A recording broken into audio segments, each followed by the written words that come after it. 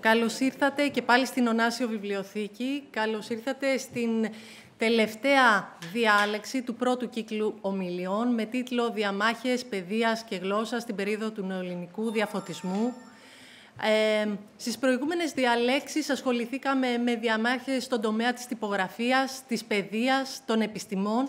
Σήμερα θα ασχοληθούμε με την ελληνική γλώσσα και έχουμε την τιμή να έχουμε κοντά μας τον καθηγητή γλωσσολογίας, κύριο Γιώργιο Μπαμπινιώτη, ο οποίος ήταν και πρώην πρίτανη στο Εθνικό και Καποδιστριακό Πανεπιστήμιο Αθηνών, ο οποίος θα μας μιλήσει για τους σταθμούς στην ιστορία του γλωσσικού ζητήματος και θα ταξιδέψουμε μαζί του ιστορικά από την περίοδο του νεοελληνικού διαφωτισμού έως και τις μέρες μας. Μαζί του θα προσπαθήσουμε να απαντήσουμε σε κάποια ερωτήματα, όπως πότε εμφανίζεται ακριβώς το γλωσσικό ζήτημα και πώς εξελίσσεται σε γλωσσικό εμφύλιο, πόσο διαρκεί αυτή η διαμάχη και πότε γίνεται επιτέλους αυτή η άρση του διχασμού και τέλος, ποια είναι τα προβλήματα που υπάρχουν ακόμα και σήμερα στη γλώσσα μας και ποιες δυνατότητες, ποιες προοπτικές υπάρχουν για την ελληνική γλώσσα. Καλωσορίζουμε λοιπόν τον κύριο Μπαμπινιώτη και τον καλούμε στο βήμα.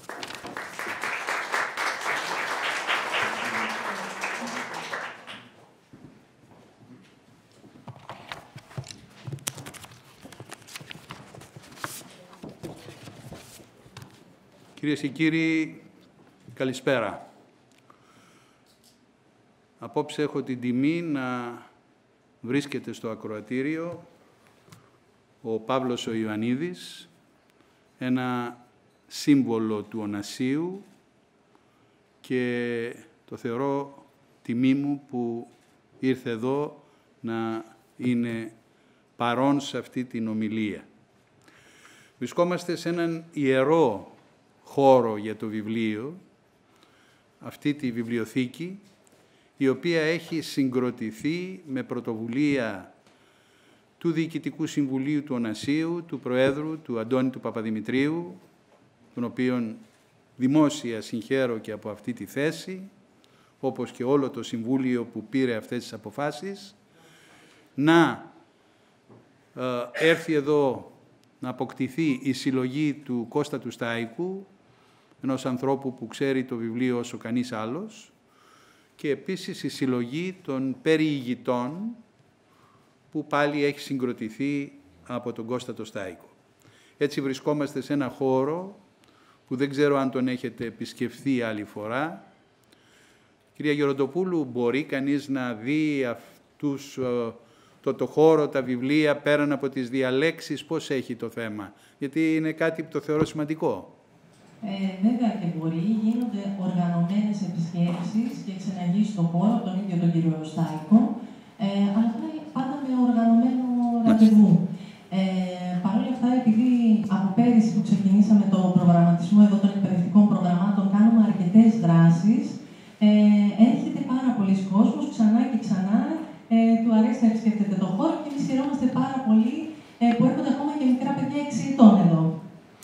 Πολύ ωραία. Κυρία Γεροντοπούλου έχει την ευθύνη αυτού του χώρου και άλλες ευθύνες και άλλες δραστηριότητες. Και θέλω να πω ότι αν μπορεί κανείς να δει από κοντά αυτά τα βιβλία, είναι η διαδρομή του ελληνικού πνεύματος.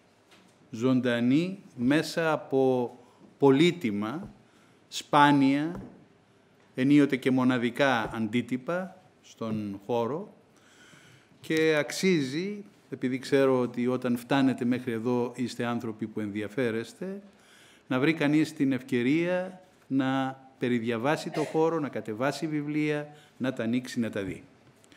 Μέσα σε αυτό το πλαίσιο και το χώρο ανήκει και το θέμα που θα συζητήσουμε απόψε, που είναι το γλωσσικό μας ζήτημα, σταθμή βέβαια, γιατί δεν μπορούμε να το δούμε σε όλη του την έκταση, που πέρασε πια από το 1976, τελείωσε με πολιτική παρέμβαση και πλέον τι? Είμαστε χωρίς κανένα θέμα, χωρίς ζήτημα, τέλειωσαν τα πάντα? Ναι, το ζήτημα τελείωσε, υπάρχει πάντοτε ένα πρόβλημα γλώσσας, όπως το περιγράφω, ένα πρόβλημα ποιότητας στη χρήση της γλώσσας, στα ελληνικά που μιλούμε και γράφουμε. Αυτό το πρόβλημα δεν λύθηκε μαζί με το γλωσσικό ζήτημα, γιατί είναι άλλης τάξεως θέμα και θα κλείσουμε με αυτό την συζήτησή μας, την ομιλία μας απόψε, αφού δούμε την πορεία, τη διαδρομή του γλωσσικού ζητήματος. Έχει λεχθεί από τον μελετητή του γλωσσικού ζητήματος, τον Αναστάσιο Μέγα. Ο Μέγας, ο Αναστάσιος Μέγας ήταν πατέρας του Γεωργίου Μέγα, του λαογράφου. Ο Αναστάσιος Μέγας, λοιπόν, έχει γράψει την ιστορία του γλωσσικού ζητήματος μέχρι το 1927, σε 2 τόμους. Λέει, λοιπόν, και αρχίζω με αυτό, «Ουδέν αληθώς άλλο παροιμήν ζήτημα μετά το ανατολικόν, το της εθνικής ημών ενώσεως, κατέστη τόσον πολύκροτον, όσον το περιμορφώσεως της εθνικής ημών γλώσσης». Άρα ο Μέγας συνδέει, όπως συνδέθηκε στην πράξη, το γλωσσικό με την λέξη έννοια ζήτημα κατά συνειρμική σχέση με το ανατολικό ζήτημα, το οποίο βέβαια ήταν ανοιχτό από τον 18ο αιώνα. Στου Μέγα το βιβλίο μπορεί να βρει κανείς ό,τι έχει γραφεί μέχρι το 1926. Είναι πάρα πολύ σημαντικό αυτό, συγκεντρωμένο υλικό. Μπορεί να μην υπάρχει πάντοτε εύστοχη αποτίμηση, αλλά υπάρχει το υλικό. Και βιβλιογραφικά θα ήθελα να πω ότι το 2011 ανέλαβα, μου το ανέθεσε η Βουλή των Ελλήνων, το Ίδρυμα, και συντάξαμε έναν συλλογικό τόμο, το γλωσσικό ζήτημα σύγχρονες προσεγγίσεις. 620 σελίδες. Εκεί είναι γραμμένα άρθρα από ανθρώπους που έχουν συνδεθεί με το θέμα, γλωσσολόγους, φιλολόγους, ερευνητές, ακόμη και ιστορικούς, που ξέρουν το θέμα εις βάθος και ορισμένες πλευρές του.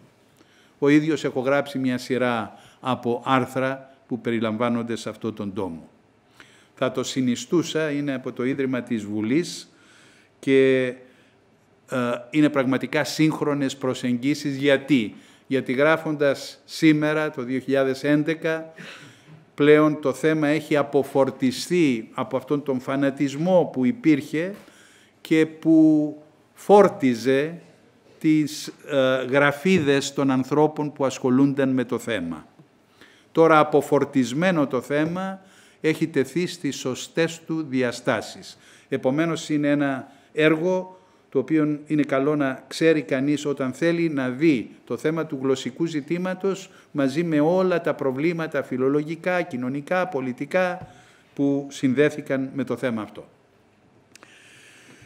Θα ήθελα από την αρχή να τονίσω κάτι που συνήθως δεν έχει γίνει συνειδητό. Δηλαδή τι? Από τον 1ο π.Χ. αιώνα, δηλαδή με τον Αττικισμό, γεννάται μία διάσπαση της γλώσσας σε μίμηση της κλασικής αρχαίας γλώσσας, αυτό είναι ο Αττικισμός, που στη συνέχεια θα γίνει η λόγια γλώσσα, η καθαρεύουσα, όλη αυτή η διαδρομή, και στη γλώσσα που μιλούσαν οι άνθρωποι στην απλή τους επικοινωνία, που είναι γνωστή ως Αλεξανδρινή κοινή, δημόδης, δημοτική. Αυτό που θέλω να τονίσω και θα ήθελα να μείνει και στο μυαλό μας, είναι ότι επί 20 περίπου αιώνες αυτή η δημορφία γιατί δεν πρόκειται για διγλωσσία, δεν είχαμε δύο γλώσσες, δύο μορφές της ίδιας γλώσσας είχαμε. Αυτή λοιπόν η γλωσσική δημορφία ή διηφία ήταν αποδεκτή από τους Έλληνες, τους ομιλητές της ελληνικής γλώσσας, επί 20 περίπου αιώνες. Πέρασαν πολλοί αιώνες για να δημιουργηθεί ζήτημα, να δημιουργηθεί σύγκρουση, να υπάρξει φανατισμός, να υπάρξουν στρατόπεδα, να υπάρξει εμφύλιος γλωσσικός.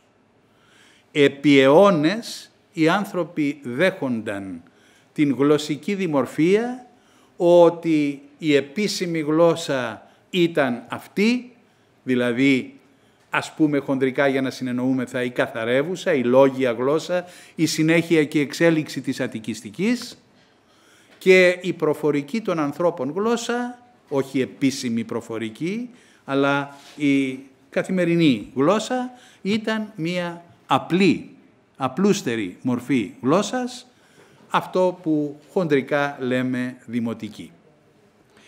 Άρα, όταν λέμε γλωσσικό ζήτημα, μην το συνδέουμε με τον αττικισμό.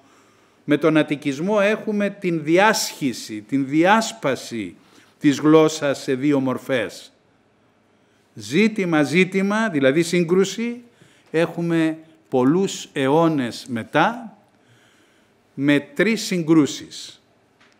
Η μία είναι του Μησιόδακος, του Ιώσιπου Μησιόδακος με τον Ευγένιο Βούλγαρη. Η άλλη είναι του Κοραή, του Αδαμαντίου Κοραή με τον Παναγιωτάκη Κοδρικά. Και η τρίτη μεγάλη και επιστημονική πια είναι μεταξύ του Γιάννη Ψιχάρη και του Γεωργίου Χατζηδάκη. Βέβαια, γύρω από τον Ψιχάρη και μετά τον Ψιχάρη ήταν ο Τριανταφυλλίδης, για να μιλάω για γλωσσολόγους πάντοτε, αλλά οι μορφές, οι ηρωικές μορφές, οι ιστορικές μορφές είναι Ψιχάρης και Χατζηδάκης. Άρα, όταν μιλάμε για γλωσσικό ζήτημα, μιλάμε για αυτές τις τρεις εμφυλιακές συγκρούσεις, οι οποίες ξεκινούν γύρω στο 1760 και. Μέχρι τότε σποραδικά υπάρχουν κάποιες κινήσεις, μιλούν και νοιάζονται να χρησιμοποιηθεί η απλή γλώσσα με τον πρώιμο ελληνικό διαφωτισμό, αλλά το κύριο ρεύμα της αλλαγής γίνεται με την ηγετική μορφή του νεοελληνικού διαφωτισμού, με τον Αδαμάντιο Κοραή. Άρα το πρώτο που θα έπρεπε να έχουμε στο μυαλό μας είναι αυτό. Μία παρατήρηση για την ορολογία που χρησιμοποιείται στην διαδρομή του θέματος. Τι συμβαίνει με τη γλώσσα την ελληνική? Στα χρόνια του Αλεξάνδρου γίνεται η κοινή. Τι σημαίνει κοινή? Μέχρι τότε η ελληνική γλώσσα ήταν διασπασμένη σε διαλέκτους. Ο αρχαίος ελληνικός λόγος, κυρίες και κύριοι, ήταν λόγος διαλεκτικός. Κοινή γλώσσα πριν από τον Αλέξανδρο δεν υπάρχει. Πλην οι διαφορές αυτές οι διαλεκτικές δεν είναι τέτοιες που να συνιστούν μια άλλη γλώσσα ή να μπορούν να εξελιχθούν σε μια άλλη γλώσσα, όπως συνέβη με τις νεολατινικές που έγιναν εν συνεχεία εθνικές γλώσσες. Ήταν παραλλαγές γεωγραφικές της ελληνικής γλώσσας. Υπήρχε η Αττική και η Ιωνική, υπήρχε η Αχαϊκή, υπήρχε η Δωρική, λέω τις διαλέκτους. Και οι διάλεκτοι είχαν ιδιώματα, δηλαδή είχαν επιμέρους μορφές ανάλογα με την περιοχή. Αυτό το οποίο ίσχυε στην κλασική, στην πρώτη περίοδο μέχρι των χρόνων του Αλεξάνδρου, αλλάζει όταν η ελληνική περνάει και γίνεται παγκόσμια γλώσσα με τον Αλέξανδρο, αρχίζει και μιλιέται από μη ελληνόφωνους, ενώ ως μητρική γλώσσα δεν είχαν την ελληνική ως μητρική γλώσσα, και τότε αρχίζουν οι αλλαγές, όχι μόνο γιατί ομιλείται από ξένους, αλλά γιατί και η εξέλιξη της γλώσσας, η οποία έχει αρχίσει νωρίς και πριν από τον Αλέξανδρο, αλλά από τα χρόνια του Αλεξάνδρου, από τον 3ο αιώνα δηλαδή, συνεχώς υπάρχουν αλλαγές επί το απλούστερον, πρώτα-πρώτα στην προφορά, αλλά και στην γραμματική και στην σύνταξη, και έτσι έχουμε την Αλεξανδρινή κοινή, μια κοινή γλώσσα πια, στην οποία έχει επικρατήσει η Αττική, στην οποία έχουν μείνει στοιχεία από την Ιωνική και από την Δωρική, κυρίως από την Ιωνική. Αυτή λοιπόν η κοινή Αλεξανδρινή κοινή γλώσσα είναι μια γλώσσα που, αν θέλαμε να την δείξουμε πώς περίπου ήταν, θα λέγαμε ότι είναι η γλώσσα του Ευαγγελίου, της Καινής Διαθήκης ιδίως. Αυτή η γλώσσα ήταν. Με τον Αττικισμό όμως γίνεται η επιστροφή. Δηλαδή δεν πάει καλά η πνευματική παραγωγή, γιατί σκέπτονται οι λόγοι της εποχής, γραμματικοί και άλλοι, γιατί δεν έχουμε μια δυνατή γλώσσα. Αν γράψουμε όπως έγραφαν οι κλασικοί, θα παραγάγουμε και μεγάλο πνευματικό έργο. Πρόκειται για μια παρεξήγηση, διότι άλλα ήταν τα αίτια που δεν παράγονταν τότε μεγάλα έργα, αλλά εν πάση περιπτώσει υπερίσχυσε αυτό και διασπάστηκε η γλώσσα, διασχίστηκε η γλώσσα σε προφορική, σε γραπτή, η γραπτή να είναι αττικιστική, η προφορική να είναι πιο απλή, η εξελιγμένη γλώσσα, η απλοποιημένη γλώσσα. Άρα τη λέμε Αλεξανδρινή κοινή, τη λέμε προφορική, την λέμε λαλουμένη, την λέμε διάλεκτο. Οι όροι που χρησιμοποιούνται για την προφορική είναι πάρα πολλοί. Την λέμε κοινή, την λέμε νέα, την λέμε απλή διάλεκτο, την λέμε γλώσσα της συνηθείας και τελικά είναι η δημόδης γλώσσα, η δημοτική γλώσσα που ξέρουμε. Και από την άλλη μεριά έχουμε την αττικιστική, η οποία είναι η γραπτή, η οποία είναι η λόγια γλώσσα, και εδώ έχουμε το περίεργο που θέλω να πω, να επισημάνω και να κρατήσουμε στο μυαλό μας. Η κοινή γλώσσα και καθαρμένη, καθαριζωμένη, έρχεται και αποτελεί την καθαρεύουσα. Δηλαδή η καθαρεύουσα είναι η κοινή γλώσσα, η άλλη πλευρά δηλαδή, καθαρμένη, καθαρισμένη. Καθαρισμένη από τι? Από τις ξένες λέξεις, το δόγμα του Κοραή. Και διορθωμένη, δηλαδή με πολλά λόγια στοιχεία. Άρα έχουμε το περίεργο ότι η λεγόμενη καθαρεύουσα δεν είναι απλώς μία εξέλιξη της αττικιστικής, είναι της κοινής μορφή καθαρισμένη, το λέω έτσι απλά, και καθαρμένη θα έπρεπε να πούμε, και διορθωμένη, η όρη είναι του Κοραή, και έχουμε το περίεργο, η καθαρεύουσα λοιπόν, να μην είναι το παιδί της Αττικής, αλλά να είναι το παιδί της κοινής, με λόγια στοιχεία, με καθαρμό και με διόρθωση. Βεβαίως υπήρχε και η χυδαία γλώσσα. Κοιτάξτε, πολιτική ορθότητα δεν υπήρχε τότε. Ο Κοραής, δηλαδή ο μέγας υποστηρικτής της απλής προφορικής γλώσσας, την καλεί ενίοτε χυδαϊκή, που είναι η λαϊκή γλώσσα του χίδιν λαού, των λαϊκών μαζών δηλαδή. Και κάτι ακόμα που ξενίζει, ότι όταν μιλάμε για ελληνική γλώσσα, λέει ο Κοραής και οι άλλοι, και πριν από τον Κοραή, ότι δεν γράφω ελληνικά, και λες τώρα τι γράφεις, δηλαδή γράφεις ξένη γλώσσα. Όταν λένε ελληνικά εννοούν την αρχαΐζουσα, την αττικιστική γλώσσα, δηλαδή όχι την κοινή, όχι την προφορική, αλλά τη μίμηση της αρχαίας. Αυτήν την λένε ελληνική, σαν η άλλη, η προφορική γλώσσα, να μην είναι ελληνική. Αυτό δεν μας ξενίζει, γιατί βέβαια τότε οι όροι έχουν διάφορες αλλαγές, τις οποίες μερικές θα δούμε. Τον 1ο αιώνα λοιπόν έχουμε τον Αττικισμό και έχουμε τη διάσπαση και τις επιλογές Αττικίζειν ή Ελληνίζειν. Δηλαδή θα ακολουθείς και θα μιμήσει τον πεζό λόγο της κλασικής περίοδου ή θα χρησιμοποιείς τη γλώσσα όπως έχει διαμορφωθεί. Αυτό ήταν το Ελληνίζειν. Ελληνίζειν λοιπόν η απλούστερη μορφή της γλώσσας, Αττικίζειν η καλλιεργημένη μορφή, η μίμηση της αρχαίας. Παράδειγμα πάντοτε του Ελληνίζειν, η κοινή του Ευαγγελίου, για να συνεννοούμεθα. Και ελληνιστές, ποιοι είναι οι ελληνιστές? Σήμερα τα λέμε ελληνιστές, εννοούμε τους ξένους που διδάσκουν και ασχολούνται με την ελληνική. Ελληνιστές εκείνη την περίοδο όμως είναι οι Εβραίοι που μιλούν την ελληνική. Οι Εβραίοι που μιλούν την ελληνική. Και επειδή υπήρχαν οι ελληνιστές, οι Εβραίοι δηλαδή που ήξεραν ελληνικά μόνο, τι έγινε?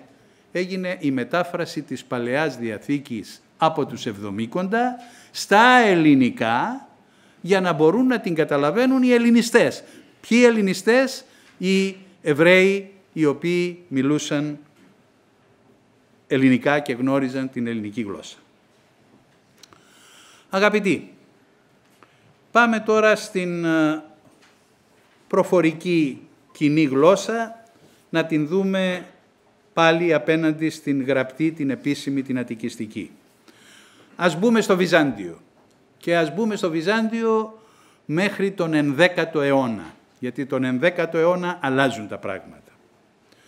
Τι γίνεται εκείνη την εποχή, τον 4ο αιώνα κυρίως? Εκεί έχουμε την μεγάλη αλλαγή, την επισημοποίηση της χριστιανικής θρησκείας ως επίσημη, έτσι την αναγωγή της, σε επίσημη θρησκεία. Σε επίσημη θρησκεία. Σε επίσημη θρησκεία, οπότε έχουμε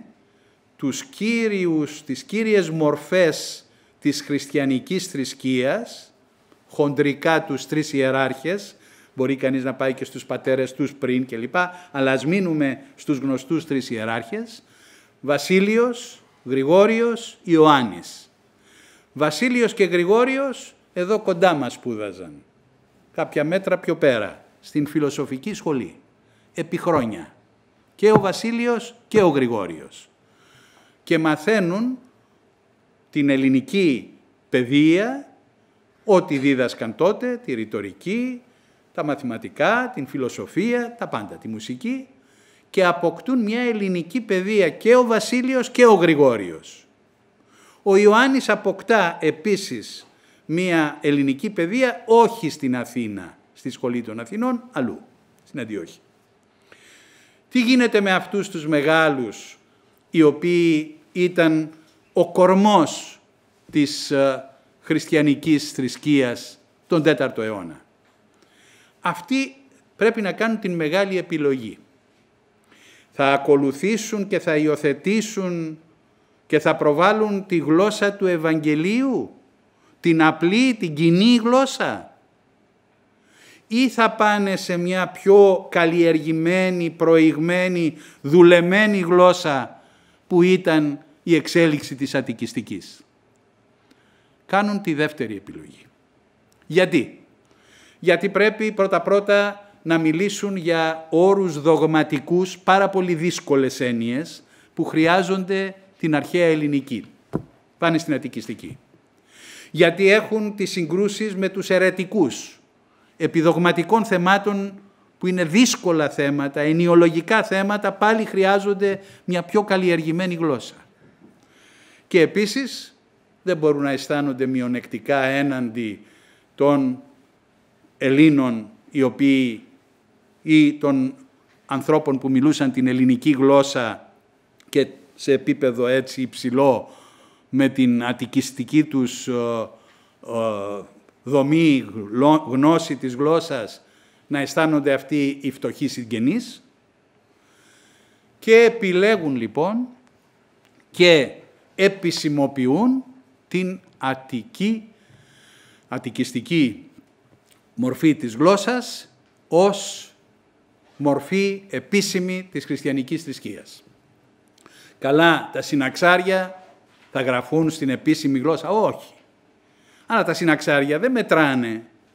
Η υμνογραφία είναι ποίηση. Πάλι θα είναι κοντά στη γλώσσα του Ευαγγελίου.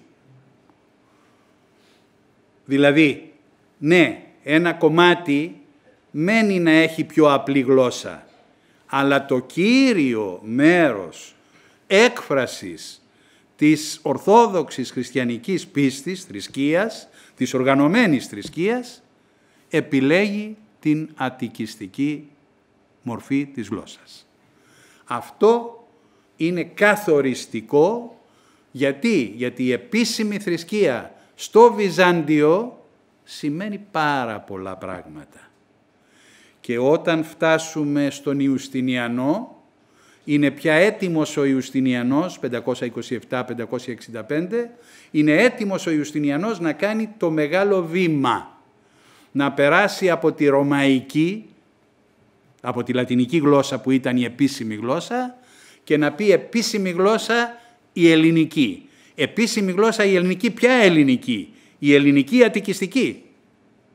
Όχι η ελληνική, η αλεξανδρινή κοινή, η προφορική, η πιο απλή. Αυτό γίνεται με τον Ιουστινιανό. Και κάτι ακόμη που είναι πάρα πολύ σημαντικό και πρέπει να το κρατήσουμε στο μυαλό μας. Στον 6ο αιώνα, έχω αλλού γράψει για αυτά τα πράγματα, είναι ένα σημαντικό κεφάλαιο, αρχίζει η πρώτη μορφή της διαλεκτικής διαφοροποίησης. Αρχίζουν και φαίνονται και δημιουργούνται οι νέες ελληνικές διάλεκτοι. Τι σημαίνει αυτό? Ότι ξαναφεύγουμε πάλι από την κοινή και αρχίζουν και υπάρχουν διαλεκτικές διαφοροποιήσεις αναγεωγραφικές περιοχές. Αυτό ξεκινάει στα βόρεια ιδιώματα με τις κοφώσεις, την προφορά του ο, σου κλπ. Ξεκινάει τον 6ο αιώνα. Προχωρεί σιγά σιγά, η μεγάλη βέβαια διαλεκτική διαφοροποίηση γίνεται τον 13ο αιώνα με την κατάλυση του Βυζαντινού κράτους από τους Φράγκους. Εκεί γίνεται η μεγάλη διαφοροποίηση διαλεκτική, αλλά αυτό δεν ήταν ένα φαινόμενο που ξαφνικά εμφανίστηκε, ξεκίνησε να υπάρχει από τον 6ο αιώνα. Άρα τι σημαίνει αυτό? Ότι η κοινή πάβει να είναι απολύτως κοινή και από τον 6ο αιώνα αρχίζει και διαφοροποιείται γεωγραφικά σε διαλέκτους, οι οποίες θα πάρουν πολύ καθαρή μορφή από τον 13ο αιώνα και μετά. Έτσι, τον 16ο και τον 17ο αιώνα δεν μας κάνει καμία εντύπωση ότι γράφεται η λογοτεχνία σε τοπικές διαλέκτους, η κρητική, η κυπριακή, η ροδιακή, γιατί οι διάλεκτοι πια σε ορισμένες περιοχές έχουν πλέον καθιερωθεί και αποτελούν μια κύρια μορφή γλώσσας. Έτσι έχουν τα πράγματα μέχρι τον 11ο αιώνα. Τι γίνεται γύρω στο 1100, τέλη 11ου, αρχές 12ου αιώνα? Εκεί έχουμε τα τραγούδια και λίγο πιο πριν του ακριτικού κύκλου και του προδρομικού κύκλου, του περίφημου προδρόμου, του φτωχοπροδρόμου, του Θεοδόρου του προδρόμου. Πώς είναι η γλώσσα εκείνη την εποχή και τι συμβαίνει εκείνη την εποχή? Στον γραπτό λόγο, προσέξτε, στον γραπτό λόγο, δεν μιλάμε για τον προφορικό λόγο, οι άνθρωποι μιλούσαν πιο απλά. Στον γραπτό λόγο όμως γίνεται η παρέκκληση να γραφεί η γλώσσα με απλούστερη μορφή όπως αυτά που μιλούσαν. Βέβαια δεν είναι η δημοτική που ξέρουμε σήμερα, αλλά δεν είναι η αττικιστική, δεν είναι η καθαρεύουσα, είναι κάτι άλλο. Θα σας δώσω ένα δείγμα από τον πρόδρομο. Ο πρόδρομος πάντοτε ειρωνεύεται και σατυρίζει. Σατυρίζει λοιπόν έναν ηγούμενο, ο οποίος κάνει τον γιατρό και δίνει οδηγίες σε κάποιον άρρωστο τι θα τρώει και τι θα κάνει τέλος πάντων. Δίνω ένα κομμάτι που είναι αντιπροσωπευτικό της γλώσσας του Θεοδόρου του προδρόμου, του Πεχοπροδρόμου, δηλαδή γύρω στο 1100. «Ημέρας 3 αφέτετον και νηστικός ασκείται. Αν δε ζητήσει βρόσιμον, ψωμίτσιν και κρομίδιν». Καταρχήν θα δείτε ένα πλήθος από υποκοριστικά. Μιλάει, υποτίθεται, ο μοναχός που κάνει το γιατρό σε απλή γλώσσα και βιωματική γλώσσα και χρησιμοποιεί βεβαίως πάρα πολλά υποκοριστικά. Μετά δε την συμπλήρωση των ημερών ύπων, ψυχίτσας ζεματίσετε μικράσι στο πινάκιν και ψήσετε μικρούτσικον κεφάλιν κρομιδίτσιν και βάζετε λιγούτσικον ελάδι να μυρίσει και φλισκουνίτσιν ολιγόν δια την ευωδίαν και θρέψετε τον ολιγόν και μη ολιγοψυχήσει ή δε διψάσει, δότε τον, προσέξτε τη σύνταξη, δότε τον νερούτσικον ολίγον, αν δεν ζητήσει δια να πει νερούτσικον ολίγον. Και τελειώνει. Έδε ιατρός πανάριστος, έδε λαμπρός τεχνίτης, διέβη των οκτάριων, διέβη των κανίκλιν, διέβη των αέτιων, αυτόν τον Ιπποκράτην. Τους πέρασε όλους τους γιατρούς. Λοιπόν, καταρχήν για τα υποκοριστικά, αυτό που λέμε και εμείς πάντοτε έτσι το τονίζω, ότι έχουμε μια τάση στην ελληνική γλώσσα και στις μεσογειακές γλώσσες με πολλά υποκοριστικά. Το λέω πάντοτε να βάζεις λίγο λεμονάκι στη σουπίτσα σου. Λίγο λεμονάκι στη σουπίτσα σου. Κάτι τέτοιο είναι και εδώ, όπως βλέπετε. Λοιπόν, από τη γλώσσα αυτή παίρνουμε, αν θέλουμε να μελετήσουμε, στοιχεία. Πρώτα-πρώτα ακούτε πάρα πολλές λέξεις να τελειώνουν σε νη. Αυτό δηλαδή που έχουμε στην Κυπριακή, στο Βυζάντιο, ήταν μια παγιωμένη κατάσταση. Γιατί είχαμε το πινάκιον και τι συνέβη, σίγηση του ο, έτσι, και όταν συγηθεί το ο μένει το νη. Το πινάκιον, το πινάκιν.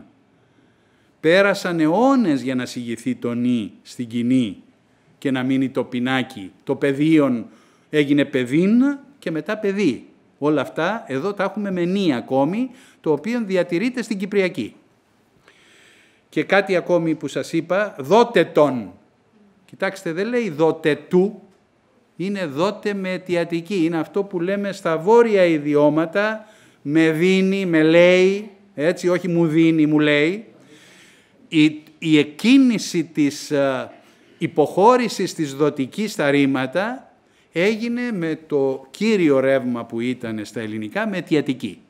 Με αιτιατική. Γιατί τα ρήματα της ελληνικής είχαν την κατέμφθηση να συνταχθούν απλά όλα με αιτιατική. Αυτή την αιτιατική τη βλέπουμε ότι χρησιμοποιήθηκε και αντί για τη δοτική.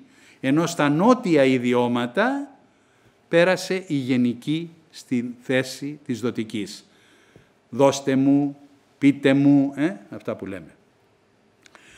13ος-14ος αιώνας στο Βυζάντιο, τα υποτικά μυθιστορήματα, που είναι μια γλωσσική αμηχανία. Δηλαδή, είναι δημόδης γλώσσα με πολλά λόγια στοιχεία, αλλά, εν πάση περιπτώσει, προς την δημόδη γλώσσα. Σας έδωσα μια εικόνα γενική. Τώρα, για να πάμε στο τι προηγήθηκε του γλωσσικού ζητήματος, γιατί είπαμε ότι τον 18ο αιώνα σκάει, γίνεται μεγάλο, αλλά υπήρξαν και προσπάθειες σποραδικές, μεμονωμένες και πιο πριν. Πρώτα-πρώτα στον λεγόμενο πρώιμο διαφωτισμό έχουμε μία μορφή που δεν μας είναι πάρα πολύ γνωστή ενώ κοινώς. Τον 16ο αιώνα, στα μέσα του 16ου αιώνα, ένας κερκυραίος λόγιος, ο Νικόλαος Σοφιανός, γράφει σε απλούστερη γλώσσα, συνειδητά σε απλούστερη γλώσσα, για να καταλαβαίνει ο κόσμος και να μορφωθεί και να αφυπνιστεί. Δηλαδή έχουμε μία πρώιμη μορφή του διαφωτισμού. Όχι όμως οργανωμένη όπως θα γίνει με τον Κοραή, αλλά ακόμη στα σπάργανα. Εκεί λοιπόν στον πρώιμο διαφωτισμό του Νικόλαου Σοφιανού, έχουμε να γράφεται και η πρώτη γραμματική. Γραμματική της ομιλουμένης, της νέας ελληνικής δηλαδή. Την πρώτη γραμματική. Αυτό γίνεται το 1540. Εμείς την γνωρίζουμε τη γραμματική αυτή μόλις το 1870, όταν ο περίφημος ελληνιστής, ο Λεγκράν, έρχεται και εκδίδει τη γραμματική αυτή και τη σχολιάζει γαλλικά κλπ. Αλλά η γραμματική αυτή κυκλοφορήθηκε το 1540. Γραμματική της σκηνής των Ελλήνων γλώσσης. Αυτός είναι ο τίτλος. Για ακούστε, για να έχουμε μία εικόνα. 16ος αιώνας, 1540 περίπου, τι λέει ο Σοφιανός και πώς γράφει για να υποστηρίξει την κοινή, την προφορική γλώσσα και πώς είναι η γλώσσα εκείνη την περίοδο. Μιλάει για τους νέους. Θα μπορούν οι νέοι να μαθαίνουν εις τέτοιαν γλώσσαν κοινήν, όπου, ακούστε πολιτική ορθότητα, όπου και οι γυναίκες σχεδόν να την γρικούν. Ότι και δια τούτο οι νέοι θέλουν να αφήσει να μην σπουδάζουν στα μαθήματα τα ελληνικά, αλλά μάλιστα τούτοι θέλει είστε αρχή καλοί να παρακινηθούν και να πάρουν πόθον, να μάθουν εκείνα που είναι βαθύτερα και ποχθίζονται με μεγάλη σπουδήν. Λέγω να γράφει ορθά και να συντάσει τα λόγια του με τέχνην γραμματικήν, κατά την κοινήν συνήθειαν. Όλα τα θέλομεν δώσει εις τούτην την χυδαίαν και κοινήν γλώσσαν. Το χυδαίαν, ξαναλέω, δεν είναι χαρακτηρισμός υβριστικός, είναι περιγραφή. Διότι οι επιστήμες μαθαίνονται όχι μόνο με την ελληνική γλώσσα, ελληνική εννοεί πάντοτε την αρχαΐζουσα, την αττικιστική, αμη και με πάσαν άλλη γλώσσαν, όπου να είναι ανάμεσα στους ανθρώπους, καλά και ανήτων οι βαρβαρότεροι του κόσμου.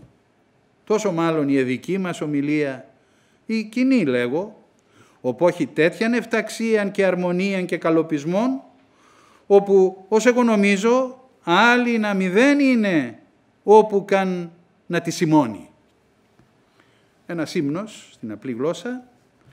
Εάν δείτε το κείμενο θα δείτε πρώτα την εκκίνηση αυτής της λέξης που σήμερα, από πολλούς αιώνες πριν, έχει αυτή την τεράστια χρήση, το που.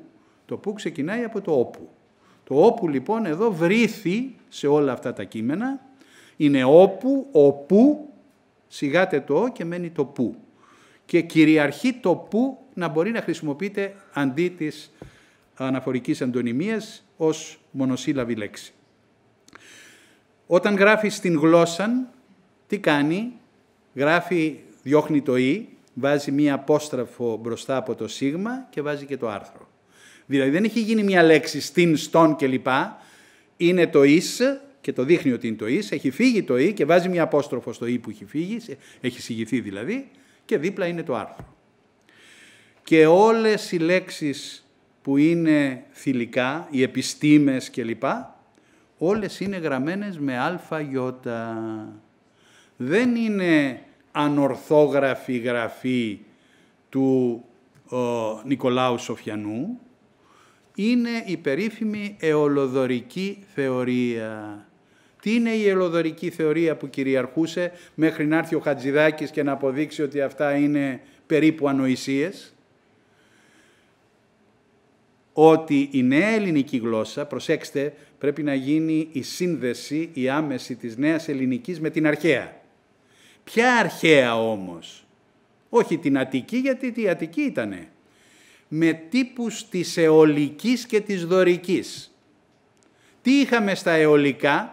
Η αιτιατική δεν ήτανε τας ημέρας, ήτανε τες ημέρες με αλφαγιώτα.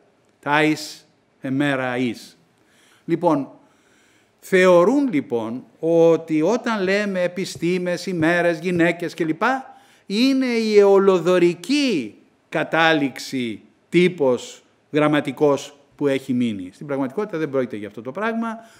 Οι γυναίκες και οι ημέρες, οι γυναίκες ημέρε, από τας γυναίκας και τας ημέρας όταν συνέπεσαν, μετά άρχισε να υπάρχει μια αναλογική επίδραση των τριτοκλήτων προς τα πρωτόκλητα και άλλαξαν και ημέρα έγιναν ημέρες και όλα αυτά τα πράγματα. Αυτά έχουν εξηγηθεί. Ακόμα όμως γράφουν με αλφαγιώτα, όταν δείτε τα κείμενα όλων αυτών των αιώνων, είναι με αλφαγιώτα. Και δεν είναι ανορθογραφία κάποιου, είναι η αντίληψη ότι εδώ έχουμε αιωλοδωρικά στοιχεία και θα τα γράψουμε όπως έγραφαν στην Αιωλική.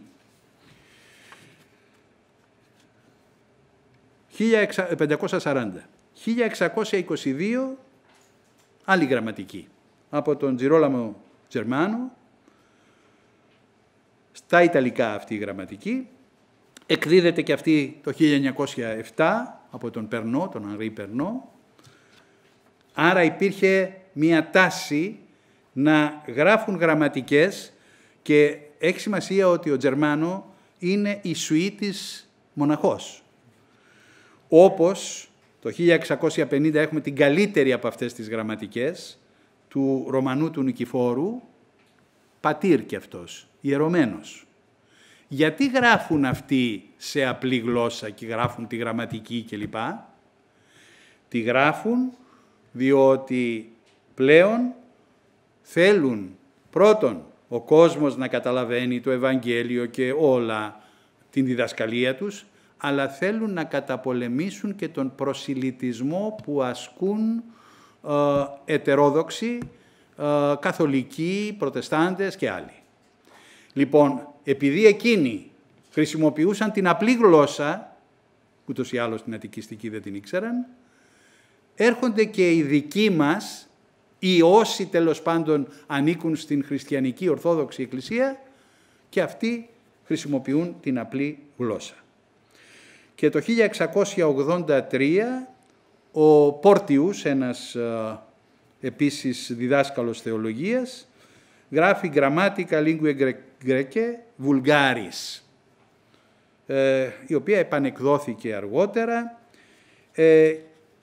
και κατά τον Λεγκράν αυτή η γραμματική του Πόρτιους είναι η πληρέστερη και μεθοδικότερη, κατά την άποψή μου γλωσσολογικά, η πληρέστερη και μεθοδικότερη είναι αυτή που είπα του Ρωμανού του Νικηφόρου. Όταν έκανα το διδακτορικό μου, δούλεψα με όλες αυτές τις γραμματικές για να δω τους πρώτους τύπους που έβγαιναν. Λοιπόν, έχω δουλέψει δηλαδή ο ίδιος πολύ με όλα αυτά. Λοιπόν, έτσι μπορώ να πω ως γλωσσολόγος ότι η γραμματική του πατρός Ρωμανού του Νικηφόρου, του Θεσσαλονικαίος, το Grammatica Linguae Graecae Vulgaris Communis Omnibus Graecis, είναι η καλύτερη από αυτές τις γραμματικές. Σε αυτή τη γραμματική του Πόρτιους, για να καταλάβετε ας πούμε τι γράφει μέσα, λέει ας πούμε φράσεις που θα μάθεις. Εγώ άκρο αρχινώ να άκρο μάθω τα φραγκίκα. Άκρο αρχινώ μόλις αρχίζω, Να άκρο μάθω, λίγο να τα μάθω, κοκοριστικά είναι αυτά, τα φραγκίκα. Τα φράγκικα. Ήθελε να ακροπέσει, βέλ να μοροπέσει, αμι εγώ δεν τον αφήκα. Πήγαινε να πέσει λίγο και το λέει ακροπέσει, μοροπέσει, αμι εγώ δεν τον αφήκα. Το συγκράτησα εγώ. Εδώ έχουμε κάτι που ο Μανώλης Τριανταφυλλίδης έχει ονομάσει θρησκευτικό δημοτικισμό. Δηλαδή, είναι ένας πρώιμος δημοτικισμός αντίδρασης στον προσιλητισμό. Και έχουμε μία σειρά από εκκλησιαστικά πρόσωπα που ξεκινούν να γράφουν σε απλούστερη γλώσσα για να αντιπαλέψουν τους άλλους από άλλα δόγματα που γράφουν σε απλή γλώσσα για να προσιλητήσουν. Έτσι έχουμε τον ιερομόναχο τον Καρτάνο, ο οποίος στο άνθος και αναγκαίων της Παλαιάς και Νέας Διαθήκης, μια ανθολογία είναι, λέει 1536. Έτσι των αυτών τρόπων και εγώ επαρακάλεσα να μου φωτίσει τον νου μου, να μπορέσω να πεζεύσω σημαίνει να μεταφέρω σε απλούστερη γλώσσα, το πεζεύω, να πεζεύσω την Θείαν Γραφήν, η σκηνήν γλώταν, κρατάει όμως το γλώταν, λες και η Αττική που δεν υπήρχε βέβαια, δια να μπορεί ως είπων πάσα μικρός άνθρωπος, ο Πασαένας δηλαδή, πάσα μικρός άνθρωπος, να την εγρικά, καταλαβαίνει, και να λαμβάνει επ' αυτήν μικρήν ωφέλιαν, λέει ο Καρτάνος. Ο Αγάπιος Λάνδος, 17ος αιώνα. Το ίδιο. Και έχουμε δύο μεγάλους, τον Φραγκίσκο Σκούφο και τον Ηλία Μινιάτη. Αυτοί είναι και ιεροκήρυκες. Ο Φραγκίσκος Σκούφος, στην τέχνη ρητορικής, όλα αυτά τα βιβλία υπάρχουν εδώ. Είναι τα παλιά βιβλία, τα οποία δεν μπορείς εύκολα να τα βρεις. Υπάρχουν εδώ στη βιβλιοθήκη. Δεν τα βγάζω τώρα, δεν έχει νόημα. Ο Φραγκίσκος Σκούφος, λοιπόν, 17ος αιώνα, το 1681, γράφει το τέχνη ρητορικής. Τι λέει λοιπόν ο Σκούφος? «Ηθέλησα να ομιλήσω και με την κοινή γλώσσα, επιθυμώντας να το δεχθούν όχι μόνο οι αγκάλες, προσέξτε, γραμμένον οι αγκάλες με ήτα και το αγκάλες με αλφαγιώτα. Πίστευαν δηλαδή ότι το αυτό, το αλφαγιώτα, άλλαξε και επειδή ήταν διφθόγκος θα ήταν κάτι μακρό και το παρίσταναν με ήτα και συχνά με υπογεγραμμένη αντί για το Το αγκάλες βέβαια με αλφαγιώτα, για το λόγο που είπα προηγουμένως. Όχι μόνο οι αγκάλες των σοφών και εναρέτων, αλλά και εκείνες, αλφαγιώτα, των απλουστέρων ανθρώπων. Γι' αυτό γράφει. Όσον πάλι δια την φράση, αγκαλά και η κοινή μας γλώσσα να είναι πτωχή από λέξες, όμως επάσχισε να είναι εύμορφη και ρητορευμένη. Και πολλές φορές κάλλιον ήθελησα να σιωπήσω και υψηλά νοήματα, να μην τα εκθέσω, παρά να διηγηθώ ή με φωνήν βάρβαρων, ξένες λέξεις δηλαδή, ή με ολότελα ελληνικήν, δηλαδή να είναι αττικιστική, αρχαΐζουσα. Όθεν ελπίζω να μην ευρεθεί τεινάς, όπου εις τούτο να με ελέγξει, μάλιστα όπου άνες σύνθεσεν άλλος, έγραψε ή βίους Αγίων ή άλλα εκκλησιαστικά πράγματα και κανείς έως την σήμενον με ρητορικών κάλαμων, ώστε όπου δεν είχα από ποιον λάβει ούτε παραμικρόν το παράδειγμα. Απολογείται κιόλας γιατί γράφει έτσι, δεν είχε και ένα πρότυπο. Και βλέπετε, τα διαβάζω αυτά, όχι μόνο για τις απόψεις τους, τις γλωσσικές, αλλά για να δείτε και τη γλώσσα τους. Αυτή είναι η γλώσσα. Μιλάω για 17ο αιώνα, 1681, για τον Φραγκίσκο Σκούφο, μια μεγάλη φυσιογνωμία, ιεροκήρυκος, συγκροτημένου, που γράφει την τέχνη της ρητορικής και μιλάει έτσι. Το ίδιο και ο περίφημος Ηλίας Μινιάτης, στις διδαχές του,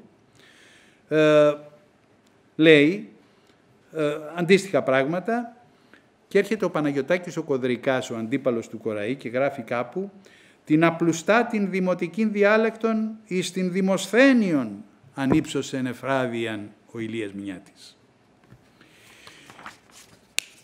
1759, Τιμόθεος Κυριακόπουλος, ιερομόναχος από Τυχείο. Γράφει την προαγωγή της χριστιανικής κατηχήσεως. Κοιτάξτε λοιπόν εδώ, μιλάω για το 1759, τι λέει για τη γλώσσα και πώς γράφει. Μην σου φανεί ο λιγότιμον των βιβλίων, μικρής αξίας, αν το ειδήσεις απλήν φράσιν συγγραμμένων, προς τους αμαθείς, δεν υπάρχει πολιτική ορθότητα τώρα, ο αγράμματος, ο αμαθής, αλλά βέβαια δεν υπάρχει εκπαίδευση οργανωμένη. Εντάξει, υπάρχουν μια περίοδος άσχημη για την παιδεία μας, από πλευράς οργανώσεως, δεν έχουμε ακόμη γίνει κράτος, τίποτε. Υπάρχουν σχολές βέβαια, αλλά δεν είναι η οργανωμένη παιδεία. Προς τους αμαθείς πρέπει τεινάς να λέγει εύκολα, όχι υψηλά, ούτε δύσκολα.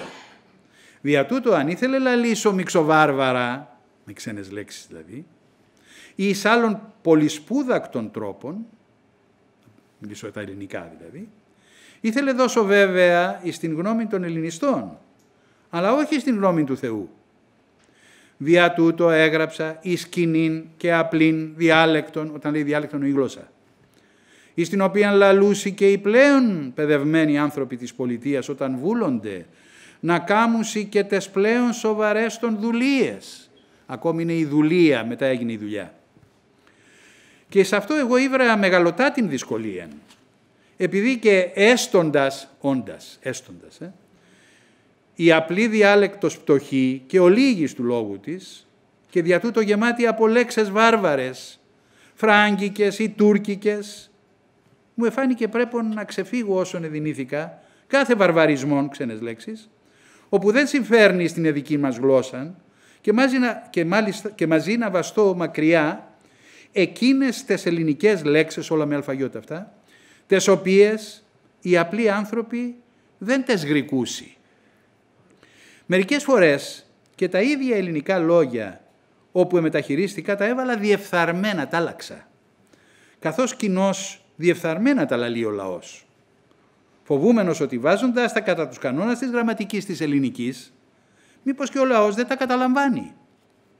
Ως της δοκιμάσει να γράψει τέτοιας λογής απλά ρωμαίικα έτσι, θέλει γνωρίσει πόσον είναι δύσκολο να λαλήσει με όλη την πρεπούμενη ευπρέπεια. Επαληθείας φαίνεται πολλά παράξενα. Κοιτάξτε το πολλά που λένε οι Κύπριοι. Επαληθείας φαίνεται, αντί για το πολύ. Λέει πολύ παράξενο, λένε πολλά παράξενος. Αυτό υπάρχει.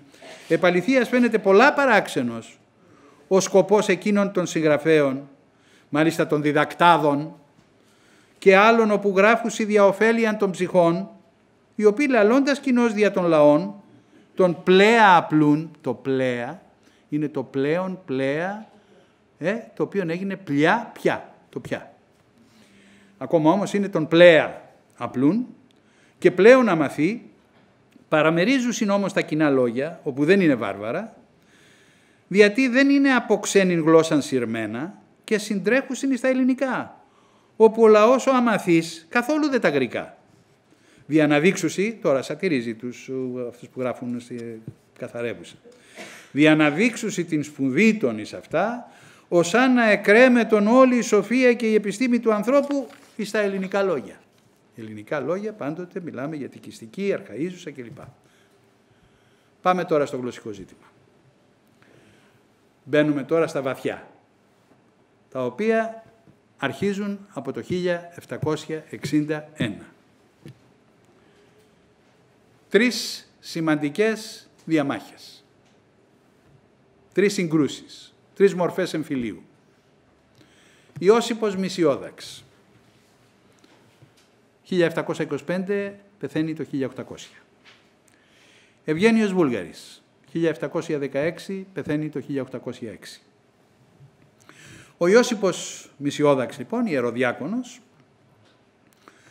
γράφει σε πιο απλή γλώσσα μια μετάφραση, αλλά βέβαια είναι γνωστός ο Μησιόδαξ, και έρχεται ο Ευγένιος Βούλγαρης και του κάνει μία σφοδρή επίθεση για τη γλώσσα που τολμά να γράψει, πλέον μεταφράζοντας του Ιταλού του Λουδοβίκου Μουρατόρη την ηθική φιλοσοφία. Ρίχτα και του λέει, τη φιλοσοφία θα τη γράψεις με αυτόν τον τρόπο, με αυτή τη γλώσσα. Δηλαδή μπαίνει στην επιστήμη με αυτή τη γλώσσα. Και αρχίζει μία σύγκρουση που, ξαναλέω, εκεί αρχίζει το γλωσσικό ζήτημα και ως ονομασία ζήτημα γλωσσικό. 1761. Ιώσιπος Μησιόδαξ, ιεροδιάκονος, κάνει τη μετάφραση από τα Ιταλικά του φιλοσοφικού έργου του Λουδοβίκου Μουρατόρη, «Ηθική φιλοσοφία». Έρχεται λοιπόν το 1768, έτσι, 7 χρόνια αργότερα, ο Ευγένιος Βούλγαρης, ο Μέγας, όχι μόνο σε φιλοσοφία, αλλά σε όλες τις επιστήμες, εκδίδει την λογική του την περίφημη, η οποία είναι γραμμένη αρχαϊστή στη Λειψία. Και τι λέει εκεί τώρα, επιτίθεται τώρα πλέον ο Βούλγαρης. «Προπάντων τη γαρούν, μη κομιδεί ξένον όντα και αδαή του Έλληνος λόγου ή κοιναξιώτων φιλοσοφήσαντα». Αν θέλεις να κάνεις φιλοσοφία, δεν θα έρθεις αδαής του Έλληνος λόγου, αλλά εκ της γραμματικής, νοεί την αρχαία, και της άλλης εγκυκλίου των μαθημάτων τριβής, ικανός συγκεκροτημένων. Της γάρ εν ύφη χιδαίο, παρενυφασμένης, εγκοβούμενη φιλοσοφικής λεξιδίης, ότι λοιπόν πάνε και χρησιμοποιούν σε χιδαίο ύφος, χιδαία γλώσσα αυτή την, και βάζουν μέσα φιλοσοφικά λεξίδια, αυτού μόνον ουχή του της γνώσεως ύψους τη κεφαλή ψάβινε οίκαση και φιλοσοφούντες απεδεύτος ανοητένους είναι ανικός.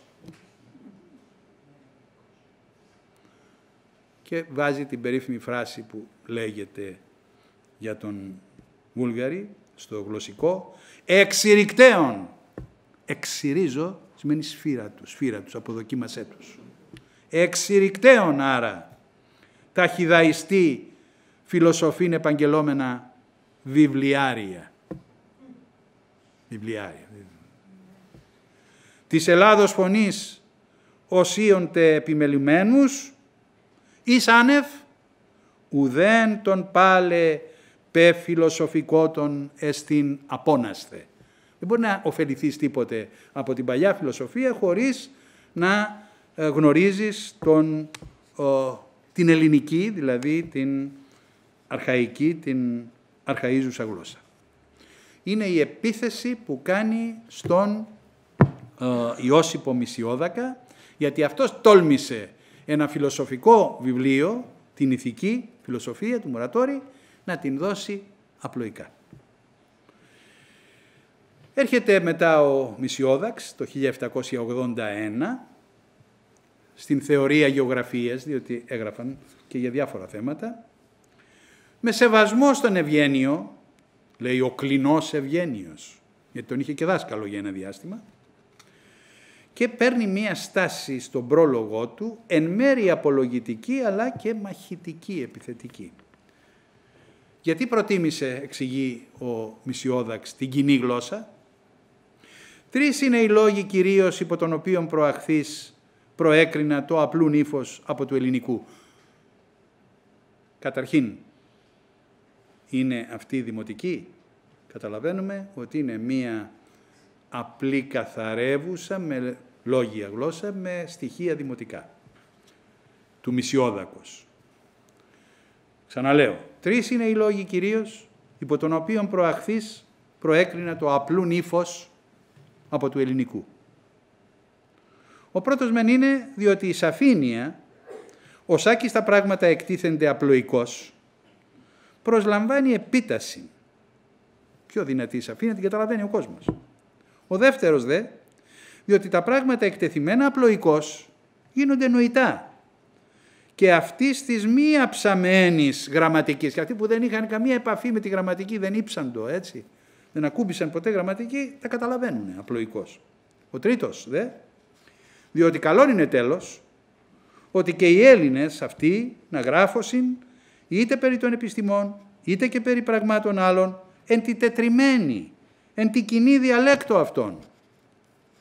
Έκαστος γιγνώσκει πως πάντα τα έθνη της Ευρώπης γράφουσι εν τον ίν, έκαστον εν τη διαζούση διαλέκτο αυτού. Αλήθεια βέβαια, τότε έχουν εθνικές γλώσσες. Τόσον περί των επιστημών, όσον περί πάσης ετέρας ύλης της πολυμαθίας απλώς. Και λέει ότι, κοιτάξτε, όταν είναι κάτι πιο ανεβασμένο, έχω και ένα υψηλότερο ύφος για να απαντήσει για την επιστήμη.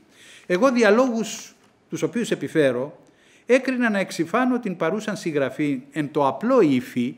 Όταν λένε ύφος λοιπόν νοούν τη γλώσσα. Λένε ύφος και θα το σχολιάσω αυτό.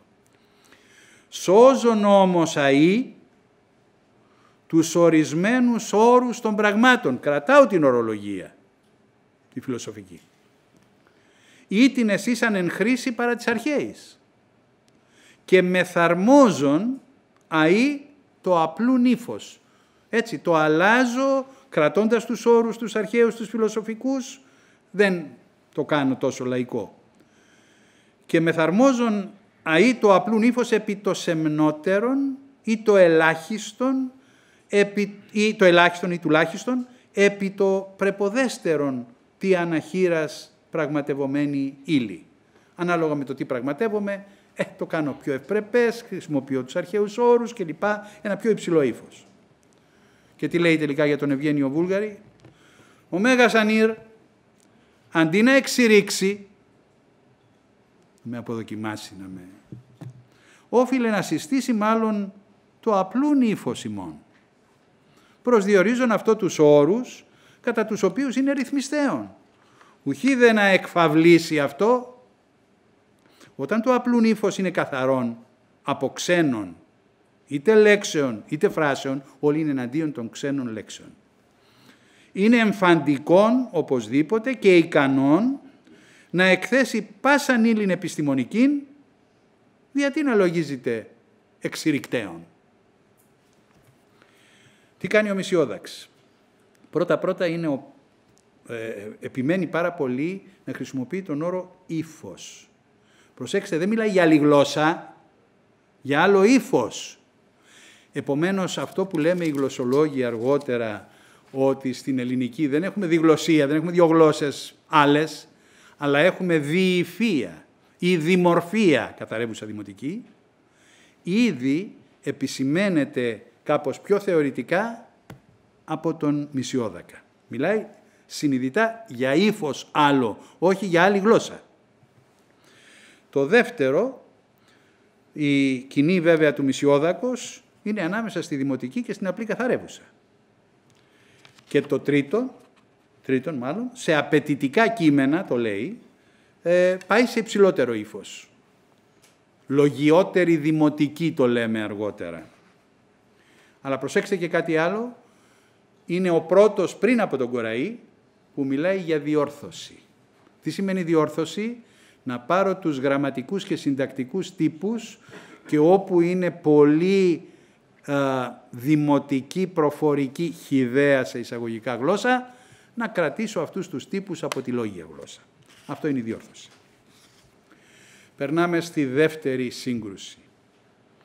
Αδαμάντιος Κοραής, Παναγιωτάκης Κοντρικάς.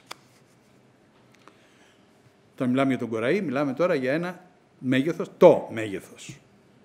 Και τι γράφει τις απόψεις του? Αυτοσχέδιοι στοχασμοί περί της ελληνικής παιδείας και γλώσσης.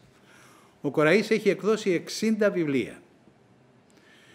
Τι εξέδιδε? Κείμενα αρχαία για να μορφώσει τους Έλληνες, πιστεύοντας ότι πρέπει να μορφωθούν οι Έλληνες, να ξυπνήσουν, να αφυπνιστούν, να φωτιστούν, διαφωτισμός, ώστε μετά να πάρουν και τα όπλα, να ξεσηκωθούν.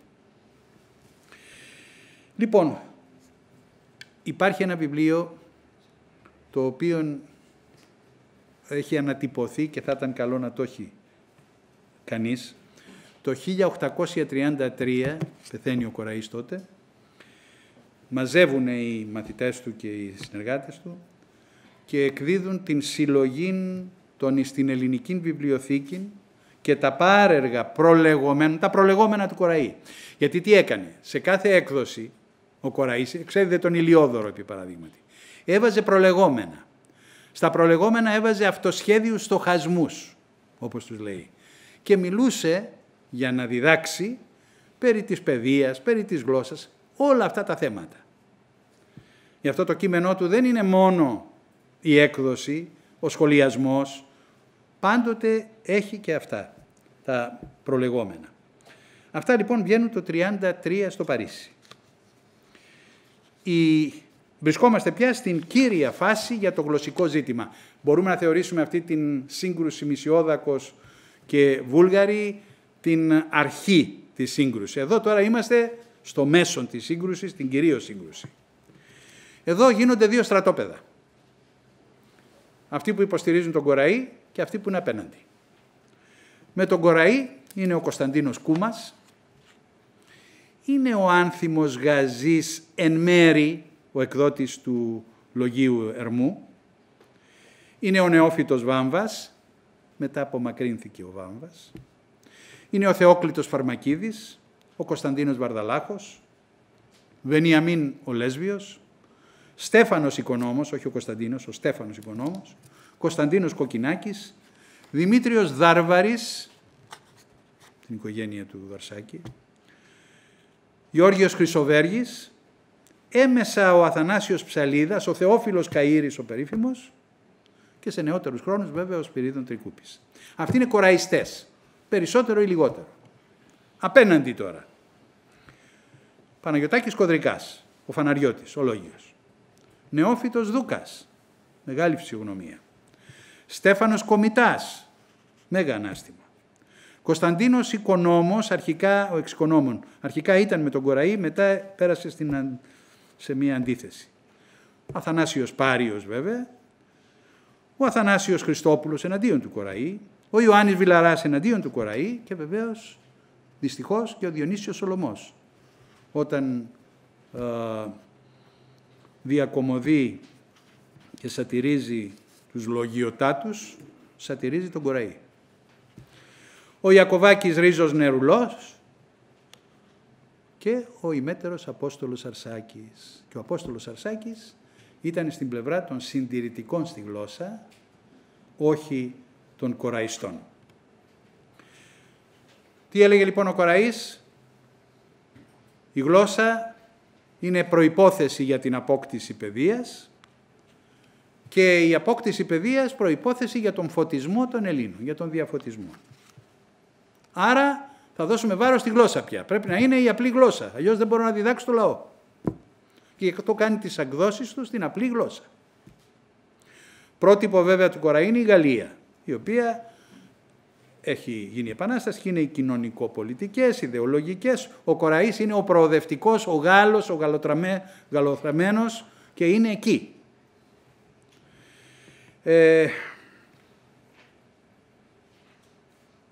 Μπορεί ο Κοραής να μην είναι ο πρώτος, όπως είδαμε, αλλά είναι αυτός που είχε το κύρος.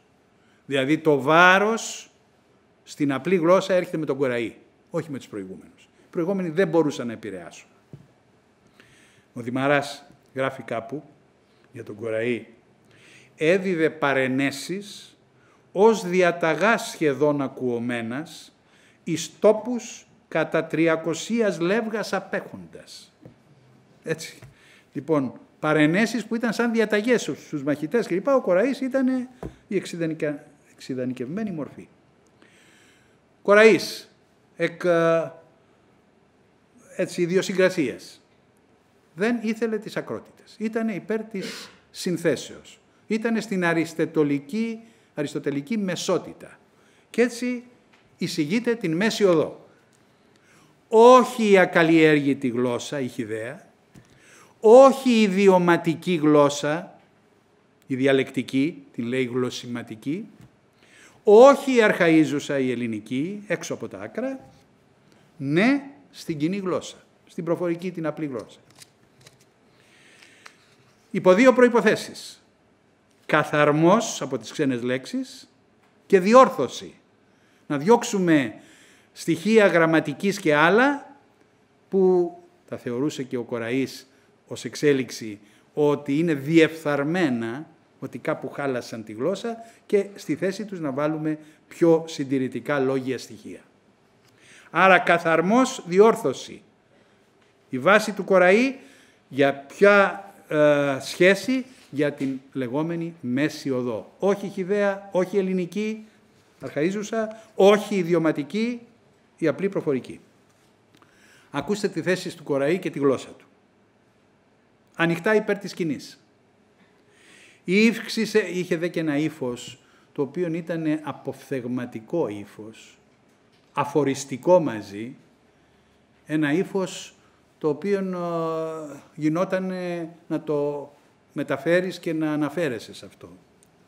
Ήυξησε την άγνοια και της παλαιάς και της νέας γλώσσης, η επικρατήσασα έως τώρα κακή και διεστραμμένη συνήθεια, να καταφρονόμεν την νέαν, την οποία μόνη είναι δυνατόν να φέρομεν εις τελειότητα. Καιρός είναι να ελευθερωθόμεν από ταύτην την πρόληψη. Συνεχίζει. Πρέπει να γυμναζόμεθα εξαιρέτως, να καλύνομεν και να διορθώνομεν όσον είναι δυνατόν την γλώσσα. Την γλώσσα την οποία εθυλάσαμεν με το γάλα και εις μόνη την οποία συνηθίσαμε να εξηγόμεν ό,τι συλλογιζόμεθα. Εμείς έχομεν χρείαν μεγάλην να γράφομεν εις την γλώσσα εις την οποία και νοούμεν, εάν θέλομεν και τα νοήματα ημών να κανονίσομεν και την γλώσσα ικανήν να τα εκφράζει, να καταστήσουμε. Άγρια τώρα. Όστις, χωρίς ανάγκης, γράφει ελληνιστή, αρχαϊστή δηλαδή, καταφεύγει εις γλώσσαν, της οποίας την σήμερον δεν είναι πλέον κριτέ, δεν υπάρχει κανένα να κρίνει αν είναι σωστό ή λάθος εκεί, και δεικνύει με τούτο ότι φοβείται να γράψει στην κοινή διάλεκτον, της οποίας το δικαστήριον ευρίσκεται εις το ζών έθνος. Ως της γράφει ελληνιστή, με το λίγους χρόνους και συχνά με το λίγας ημέρας, θέλει λησμονηθήν και αυτός και τα συγγραμματά του. Πάει σε κανονιστικές ρυθμίσεις. Καθαρμός. Πρώτον αποτέλεσμα καλών είναι ο καθαρμός της γλώσσης από αλλοφύλους λέξεις. Εις τίνα δεν είναι γνωστόν ότι εις πολλούς τόπους ονομάζονται τα πράγματα με λέξεις ιταλικάς και τουρκικάς. Όχι διότι λείπει από την γλώσσα εμφύλιος λέξης, αλλά διότι δεν γνωρίζεται εις των τόπων εκείνων, όπου ονομάζεται το πράγμα με αλλόφυλον λέξη. Και λέει, είναι εντροπή εις Γρεκών, επειδή το Έλληνας είναι όλα αυτά που λέγαμε, για τον Κοραή η λέξη για τον Έλληνα είναι ο Γρεκός. Παρένθεση, η λέξη Γραία και Γρεκός είναι μια παλιά λέξη, γιατί κατηγορούν τον Κοραή ότι εισάγει το Γρεκός. Οι Γρεκοί, από όπου και το Γκρέκι αργότερα, είναι οι κάτοικοι της Γρέας και αναφέρονται ήδη στον Αριστοτέλη ότι είναι πριν από την ονομασία των Ελλήνων. Επομένως τώρα αυτά είναι πολύ πρόχειρα να λες το Γρεκός. Είναι ντροπή εις Γρεκών, καθ' υπόθεση Σμυρναίων, να ονομάζει τουρκιστή πράγμα που ο πλησιόχωρος αυτού χίος ονομάζει γρεκιστή. Εις των Κερκυραίων, Ιταλιστή, του οποίου το γρεκόν όνομα σώζεται στην γη των Απελοπόννησων. Άρα χρησιμοποιήστε τα ελληνικά που είναι γύρω-γύρω και μην χρησιμοποιήστε τις τουρκικές ή τις ιταλικές λέξεις. Καθαρμός. Τα σκληρά τώρα. Ή από τους ξένους δάνησης ή να το είπω καθαρότερα ψωμοζήτησης λέξεων και φράσεων, από τας οποίας γέμουσιν αποθήκε της γλώσσης, σημά της ατιμίας, δίδει και παντελούς απεδευσίας ή και ηλιθιότητος υπόλοιψη. Η χρίαν την οποία από τα σάλας έχει η μετέρα είναι πολλά ολίγη. Επειδή παραστέκει σημά της, η υπέρπλουτος αυτής μήτυρ, έτοιμη να δώσει σε αυτήν ό,τι της λείπει. Διόρθωση. Διόρθωση ονομάζω της γλώσσης, όχι μόνο των μετασχηματισμών διαφόρων βαρβαρομόρφων λέξεων και συντάξεων, αλλά και την φυλακήν, διατήρηση, αρχική σημασία, την φυλακήν πολλών άλλων, τας οποίες ως βαρβάρους σπουδάζουν να εξορίσωσιν από τη γλώσσα, όσοι με τα προσοχής δεν ερεύνησαν την φύση της γλώσσης. Το βάρβαρον είναι λέξη σχετική, που δεν δύναται πλέον να επιτεθεί στην σημερινή γλώσσα. Δεν την πεις βάρβαρη, λέει τη γλώσσα τη σημερινή, αφού έπαυσε προπολού να λαλείται η παλαιά. Η σήμερον λαλουμένη δεν είναι ούτε βάρβαρος, ούτε ελληνική, με την αρχαϊστική δηλαδή, αλλά νέα, κληρονόμος παλαιάς πλουσιωτά της γλώσσης της ελληνικής. Συγχωρείται ο λαλών ή γράφων να κανονίζει και να καλοποιίζει εις το ευσχημότερον τα συνηθισμένας λέξεις, αλλά όχι να βάλει εις τόπον αυτόν άλλας παλαιάς, δια τούτο μόνον ότι είναι αρχαιότερε, γράφομεν όχι δια τους προπολών εκατονταετηρίδων αποθανόντας προπάτορας, αλλά δια τους σημερινούς ομογενείς και συγχρόνους ημών Έλληνας. Η Μέση Οδός. Και όταν πιάσει τον κάλαμον, δεν γράφει ούτε δια σοφούς, ούτε δια τους απεδεύτους του έθνους, αλλά δι' όλων αυτού το έθνος. Δια να φύγει τα δύο ταύτα άκρα, μη δεν αμακρύνει από τα γραφόμενα, μήτε τους πρώτους δια την αηδίαν, μήτε τους δευτέρους δια το δυσνόητον ή και ακατανόητον, πρέπει να μεταχειριστεί την γλώσσα των κλασικών, αν το έθνος του έχει ομολογουμένους κλασικούς, οι οποίοι μη δαυτοί ήθελον να αξιωθεί να ονομάζονται τι ούτι, εάν έγραφαν διαμέρωστη του έθνους. Εις ημάς, μη έχοντας ακόμη κλασικούς, εάν θέλουμε να ταχύνομεν την γένεση αυτών, πάλιν την μέσην οδόν της γλώσσης πρέπει να πατήσομεν, δια να μεταδώσομεν εις τους απεδεύτους, αν έχομεν τι καλόν, και να δώσομεν εις τους σοφούς αφορμήν, να μεταδώσωσι καλύτερα. Αλλά την μέσην οδόν, εκείνος μόνος είναι ικανός να πατήσει, ώστις εξέτασεν ακριβώς την κατάσταση της γλώσσης. Και προσέξτε κάτι, ας αρχίσομεν λοιπόν από την έρευναν αυτής. Κοραής στα άτακτά του και σε όλες τις παρατηρήσεις του έχει πάρα πολύ εύστοχες διαισθητικά παρατηρήσεις που μετά οι γλωσσολόγοι έρχονται και τις αποδέχονται. Ετυμολογία, γραμματική, ερμηνεία. Εάν αμακρύνεται της από την κοινή του λέγειν συνήθειαν τόσον, ώστε να γίνεται ασαφής στην διάνοια και παράξενος ολότελα εις την ακοήν, είναι τυραννικόν, ο τόσον πάλι χιδαϊσμός, ώστε να γίνεται αηδής εις εκείνους όσοι έλαβαν ανατροφήν, με φαίνεται δημαγωγικόν. Όταν λέγω ότι από την γλώσσα μετέχει το έθνος όλων με δημοκρατική ισότητα, αρχή του Κοραή αυτή, ο πιο δημοκρατικός θεσμός είναι η γλώσσα. Δεν εννοώ ότι πρέπει να αφήσουμε την μόρφωση και δημιουργία αυτής εις την οχλοκρατική φαντασία των χιδαίων. Γράφω μεν ήθελεν η πίντης δια τους αμαθείς και πρέπει να συγκαταβαίνομεν εις κατάληψην αυτών. Αλλά μόνον οι σπουδαίοι χρεωστούν να συγκαταβαίνωσιν εις τους αμαθείς. Μη δεν έχουν και εκείνοι χρέος να συναναβαίνωσιν ολίγο με τους σπουδαίους. Όχι λοιπόν οι μορφωμένοι να κατέβουν και οι μη μορφωμένοι να ανέβουν, ώστε να υπάρξει αυτή η συνάντηση. Βάσης και θεμέλιον των όσων είπα περί της κοινής γλώσσης είναι απαράλλακτον αυτό τούτο το αξίωμα. Το λέει τώρα με απόφθεγμα. Μήτε τύρανοι των χιδαίων, μήτε πάλιν δούλοι της χιδαιότητος αυτών. Και οι θέσεις του για την σχέση αρχαίας και νέας. Χωρίς την ακριβεστά την είδηση γνώση της ελληνικής, ώστε καταγίνεται εις το να διορθώσει την κοινήν, ή να δώσεις αυτήν κανόνας ή να κρίνει καθιονδήποτε άλλων τρόπων, περιπατεί στην σκοτίαν και δεν εξεύρει μήτε που υπάγει μήτε τι κάμνει. Εάν δεν έχει ακριβεστά την είδηση η διαχρονία της γλώσσας που λέμε.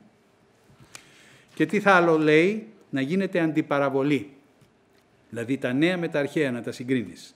Τι αυτή σύγκριση και παράθεση έχει προς τις άλλες και τούτο το καλόν.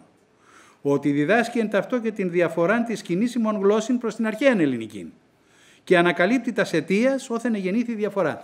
Το δόγμα αυτό να αντιπαραβάλουμε νέα και αρχαία το εφήρμοσε ένας άλλος μεγάλος και μαθητής, εννοώ στα γραπτά του Κοραή, ο Αχιλλέας Τζάρτζανος. Ο Τζάρτζανος συστηματικά όταν γράφει για την αρχαία κάνει αναφορές στη νέα και όταν γράφει για τη νέα κάνει αναφορές στην αρχαία. Κάνει αυτή την αντιπαραβολή.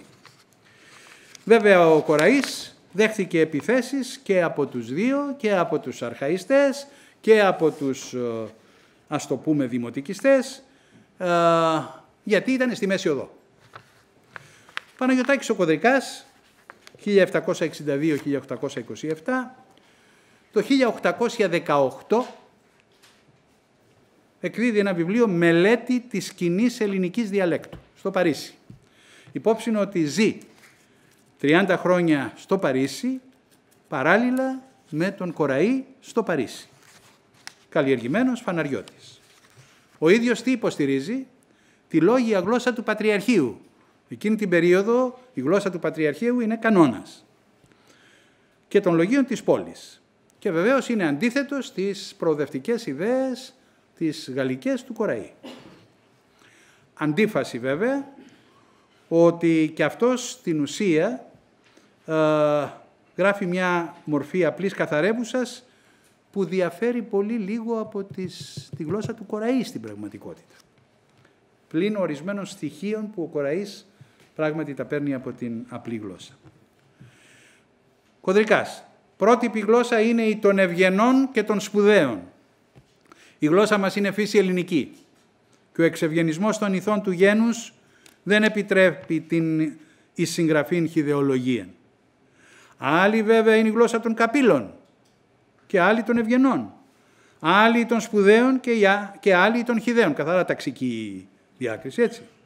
Όθεν με τη ειλικρινία ομολογώ ότι δεν νοστιμεύομαι τελείως την δημαγωγική φιλοσοφία, δεν γράφω μήτε δια γεωργούς, μήτε δια πακάλιδες. Γράφω απλώς δια ευγενείς και πεπαιδευμένους. Διό και προσέχω να εκφραστώσω το δυνατόν εξυκριβωμένος στην συνηθισμένη φράση των. Επιθυμώ οι γεωργοί να καταγίνονται εις την γεωπονία, οι πακάλιδες εις την οψοπολία και να μην εννοιάζονται μήτε οι πρώτοι αν ο γάιδαρος των κατάγεται από τον Κάνθαρον, υπήρχε μια ετυμολογία ότι ο γάιδαρος είναι από τον Κάνθαρος, μήτε οι δεύτεροι αν ο Βακάλης παράγεται από τον βακαλάον. Υπάρχει ετυμολογία ότι το μπακάλις είναι από τον βακαλάος. Όλα αυτά είναι παραετυμολογίες βέβαια. Προχωρεί τώρα. Ειρωνεύεται. Ας αναγνώσει την άσης μια συνέλευση φύση ομογενών Ελλήνων από διαφόρους τόπους και χώρας συναθρισμένων, οι οποίοι να έχουν καθέξιν εκγενετή στην ακοήν των, γυμνασμένην εις την πατροπαράδοτον γλώσσα των. Ας αναγνώσει, λέγομεν, εις επίκον αυτών όλων, μίαν προκήρυξη λόγου χάριν του λογίου Ερμού ή ένα μέρος των αυτοσχεδίων στοχασμών. Και θέλει ήδη οφθαλμοφανώς την διαφωνία και δυσαρέσκεια των ακροατών. Ο ένας θέλει είπε αυτά είναι χιώτικα, ο άλλος κυπριώτικα, άλλος κριτικά ή αρβανίτικα και όλοι κοινώς ότι αυτά δεν είναι ρωμαίικα. Ας διαβάσει εκ του εναντίον ένα λόγο του Μινιάτη ή του Θεοτόκη, μία περικοπήν του Σκούφου ή ένα τραγούδι του άγνωστου για κουμάκι και αμέσως θέλει ήδη αυτούς όλους, γνωρίζοντας την γενική της φράσεως γνησιότητα, να ομολογήσουν μια φωνή ότι αυτά είναι καθαρά ρωμαίικα και αυτή είναι της κοινής εθνικής διαλέκτου κοινή εθνική ομολογία. Το ύφος λοιπόν όπου εγώ μεταχειρίζομαι είναι ύφος γενικών και κοινών της εξευγενισμένης εθνικής διαλέκτου μας. Αυτοί όλοι την υγιή μοίραν συγκροτούντες του γένους, κοινή ομολογία, αυτό το ύφος ως οικείων ενασμενίζονται και αυτό ως γνήσιον και κοινών ομοφόνος αποδέχονται. Πατριάρχε, αρχιερείς, ηγεμόνες, άρχοντες, κληρικοί, γραμματικοί και αυτοί οι μεταξύ των ομογενών ελευθερίου ευμυρίσαντες αγωγής εμπορικοί. Όλον εν λόγω το σύστημα της εκκλησιαστικής και πολιτικής ιεραρχίας του έθνους μας, αυτό το ύφος αναγνωρίζουν ως οικείον και γνήσιον. Αυτές είναι οι απόψεις του Κωδρικά για μία καθαρεύουσα, η οποία δεν είναι ακριβώς καθαρεύουσα, πλησιάζει πολύ στον Κοραή, είναι μια αντίφαση αυτή, έτσι που ο Δημαράς κάνει μια ωραία παρατήρηση για τον Κωδρικά. Οι επιθέσεις του, λέει, εναντίον του Κοραή, μόνο τη δική του μνήμη αδίκησαν, που άξιζε να αφήσει στην ιστορία κάτι περισσότερο από την ανάμνηση ενός έστω και επιδέξιου λιβελογράφου. Αντικοριστές έβγαλαν τα κορακιστικά, κορόιδευαν τον Κοραή, τα κορακιστικά. Ο Ιάκωβος Ρίζων Νερουλός το είπε. Ο Νεόφυτος Δούκας έλεγε αυτοί οι τρακαριστές. Τρακαριστές σημαίνει αυτοί που τρεκλίζουν, που παραπέουν. Το τρακάρο. Ο Χριστόπουλος, περίφημος.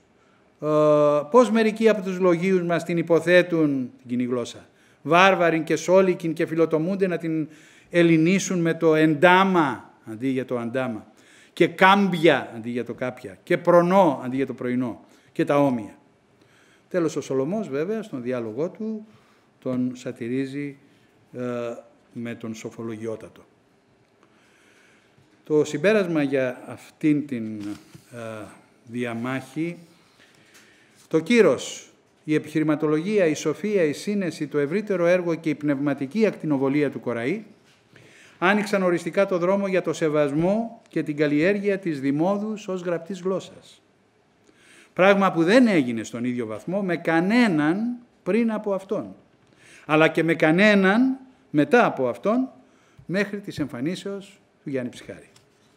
Ο Κοραής ούτε δημοτική όπως την νοούμε σήμερα έγραψε, ούτε ειδική γλωσσολογική κατάρτιση διέθετε. Γλωσσολογία είναι στις αρχές του 19ου αιώνα.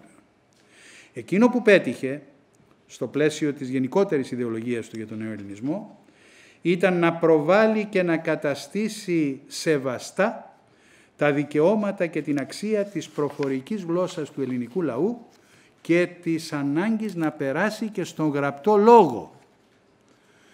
Έστω και με παραχωρήσεις και συμβιβασμούς, έστω και με αστοχήματα, έστω και αν επηρεασμένος ο ίδιος από τον κλασικισμό, το πνεύμα και τη γλώσσα των κειμένων που εξέδιδε 30 ολόκληρα χρόνια για να φωτίσει το γένος, έγραψε σε γλώσσα που αποτελούσε απλοποιημένη, καθαρισμένη μορφή της εκκλησιαστικής σκηνής των τελευταίων μεταβυζαντινών αιώνων, 16ου-18ου. Μια μορφή γλώσσας που βοήθησε στο να προκύψει αργότερα μια απλούστερη μορφή καθαρεύουσας. Αφού η επίδραση των απόψεων του Κοραή συνεχίστηκε σε όλον τον 19ο και τον 20ο αιώνα με συνεχείς αναφορές στη διδασκαλία του. Άρα ο Κοραής Υποστήριζε ιδεολογικά και θεωρητικά την ανάγκη καθιερώσεως και στον γραπτό λόγο, δηλαδή την επισημοποίηση της προφορικής δημόδους γλώσσας. Στην πράξη όμως έγραψε μια μορφή συνεχώς μεταβαλλόμενη δημοτικής ζούσας καθαρεύουσας.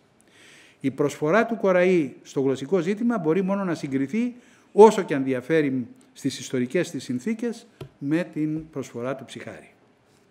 Ωραία είναι αυτά που λέει ο Γλινός. Τώρα ο Γλινός, καταλαβαίνετε, είναι γνήσιος δημοτικιστής του γλωσσικού ομίλου, όλα αυτά με τον Τριανταφυλλίδη, τον Δελμούζο, και τι λέει.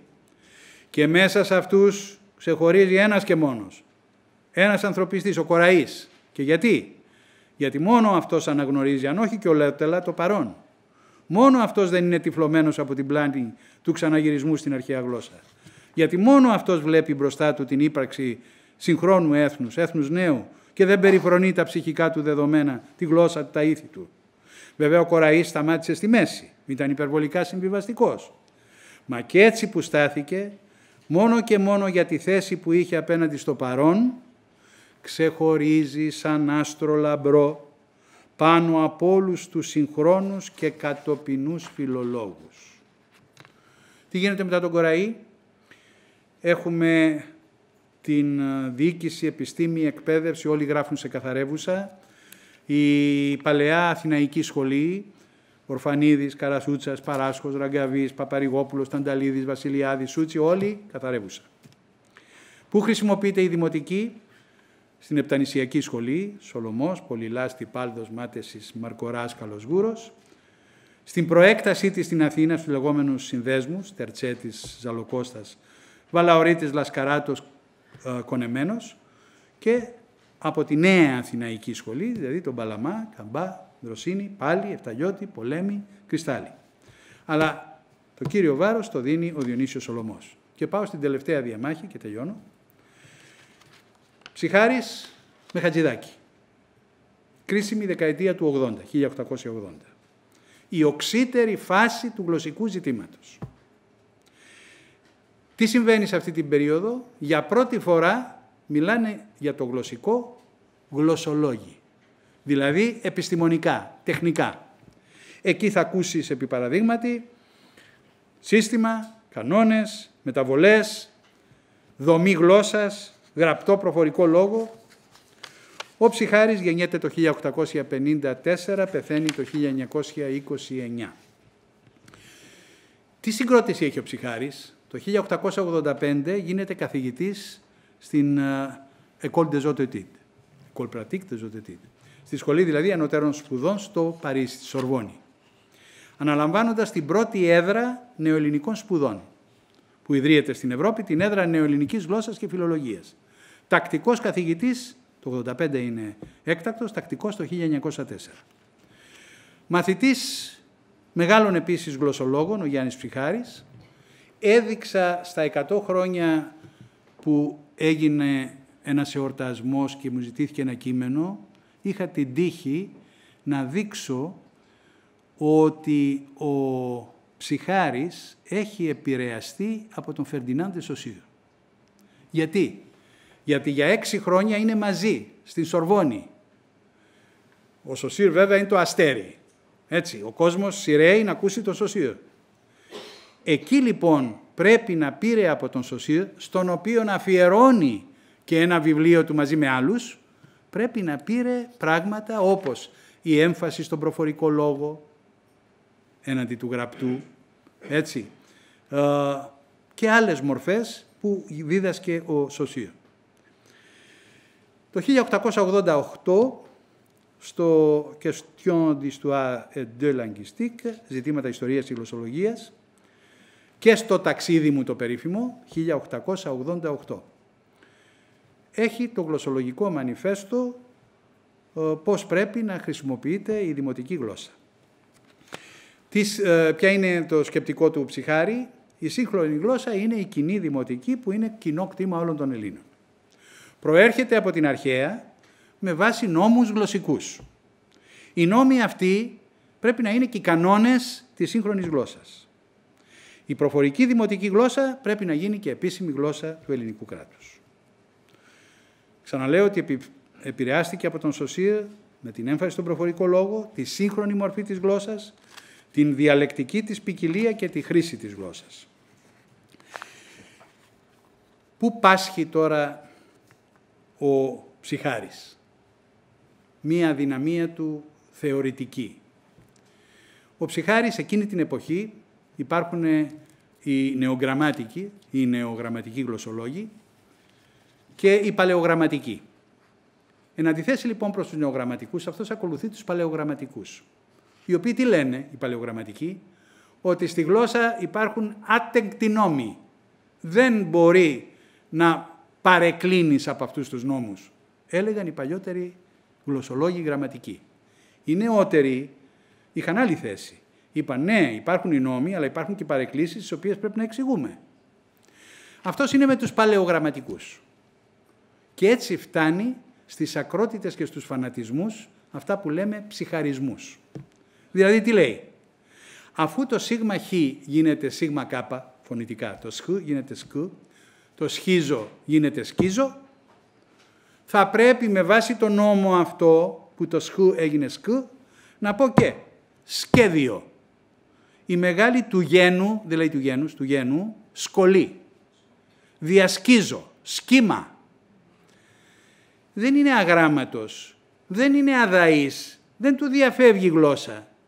Στηρίζεται στο ότι είναι ο νόμος αυτός, το σίγμα χ έγινε σίγμα κάπα, θα το βάλω σε όλες τις λέξεις και αυτές θα επικρατήσουν. Ξεχνάει, αυτή είναι μια ανιστορική ματιά, ξεχνάει ότι η ελληνική είχε τα δύο ρεύματα, αυτά τα δύο ποτάμια και επηρεάστηκε από τη λόγια γλώσσα. Και στη λόγια γλώσσα πέρασαν στα στόματα των ανθρώπων. Τι θα έρθεις λοιπόν να τους λες? Ότι μη λες σχήμα να λες κύμα και μη λες σχολή να λες σκολή? Λέει ο ίδιος, γιατί με λένε φανατικό λέει. Με είπανε πολλές φορές και με λένε φανατικό. Φανατισμός στη γλώσσα όπως τον εννοούνε, έτσι γράφει, οι κατηγορητάδες μας, σημαίνει νόμος εθνικός. Άμα θέλεις να ακούσεις τον νόμο και να ακολουθείς τη γραμματική, νομίζουνε πως είναι από πείσμα ή από καμία υπερβολική πεποίθηση στη δύναμή σου. Όταν αποβλέπεις τα παιδιά, μου φαίνεται απαραίτητο να τους δώσεις και μια γραμματική. Η γραμματική σου πάλε θα βασίζεται σε κάποιους κανόνες. Να λοιπόν που γίνεσαι φανατικός. Αυτό που λέμε ότι πιστεύεις κανόνες. Ρύθμιση της γλώσσας. Η μέθοδος που χρωστούμε να εφαρμόσουμε απλή. Πρέπει να ξεδιακρίνουμε το γενικό κανόνα και να καθιερώσουμε τον τύπο που ακούει τον κανόνα το γενικό. Άλλη σωτηρία δεν έχει. Και λέει, όπως άπειρες φορές το κοπάνισα,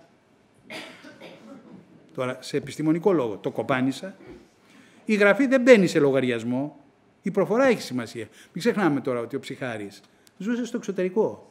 Τη γλώσσα την έμαθε. Χιακής καταγωγής, έμαθε τη γλώσσα εκ των υστέρων και επομένως δεν είχε ακριβώς αίσθηση της γλώσσας και είχε και αυτά που λέω ότι πίστευε ότι υπάρχουν οι άτεγκτοι γλωσσικοί νόμοι τους οποίους πρέπει να υπακούμε για να έχουμε μια γλώσσα κανονισμένη, ρυθμισμένη. Και έτσι είναι απόλυτος, είναι τόσο απόλυτος, δεν δέχεται συμβιβασμούς. Μην βάλεις λόγια στοιχεία. Έφτασε να επιτεθεί στον Τριανταφυλλίδη και να του πει άγρια πράγματα. Ότι έκανε υποχωρήσεις ο Τριανταφυλλίδης στη γραμματική και έβαλε λόγια στοιχεία. Πρωτού βάλει στη γραμματική, πιο πριν που δεχόταν λόγια στοιχεία, γιατί ήθελε να γίνει ακαδημαϊκός. Και επίσης βρίζει τον Παλαμά. Όποιος δηλαδή έπαιρνε λόγια στοιχεία ήταν στόχαστο και αποτελούσε στόχο του Ψυχάρη. Λοιπόν, όμως, χωρίς την παρουσία του Ψυχάρη, το γλωσσικό δεν θα είχε λυθεί. Να λέμε τα πράγματα όπως είναι.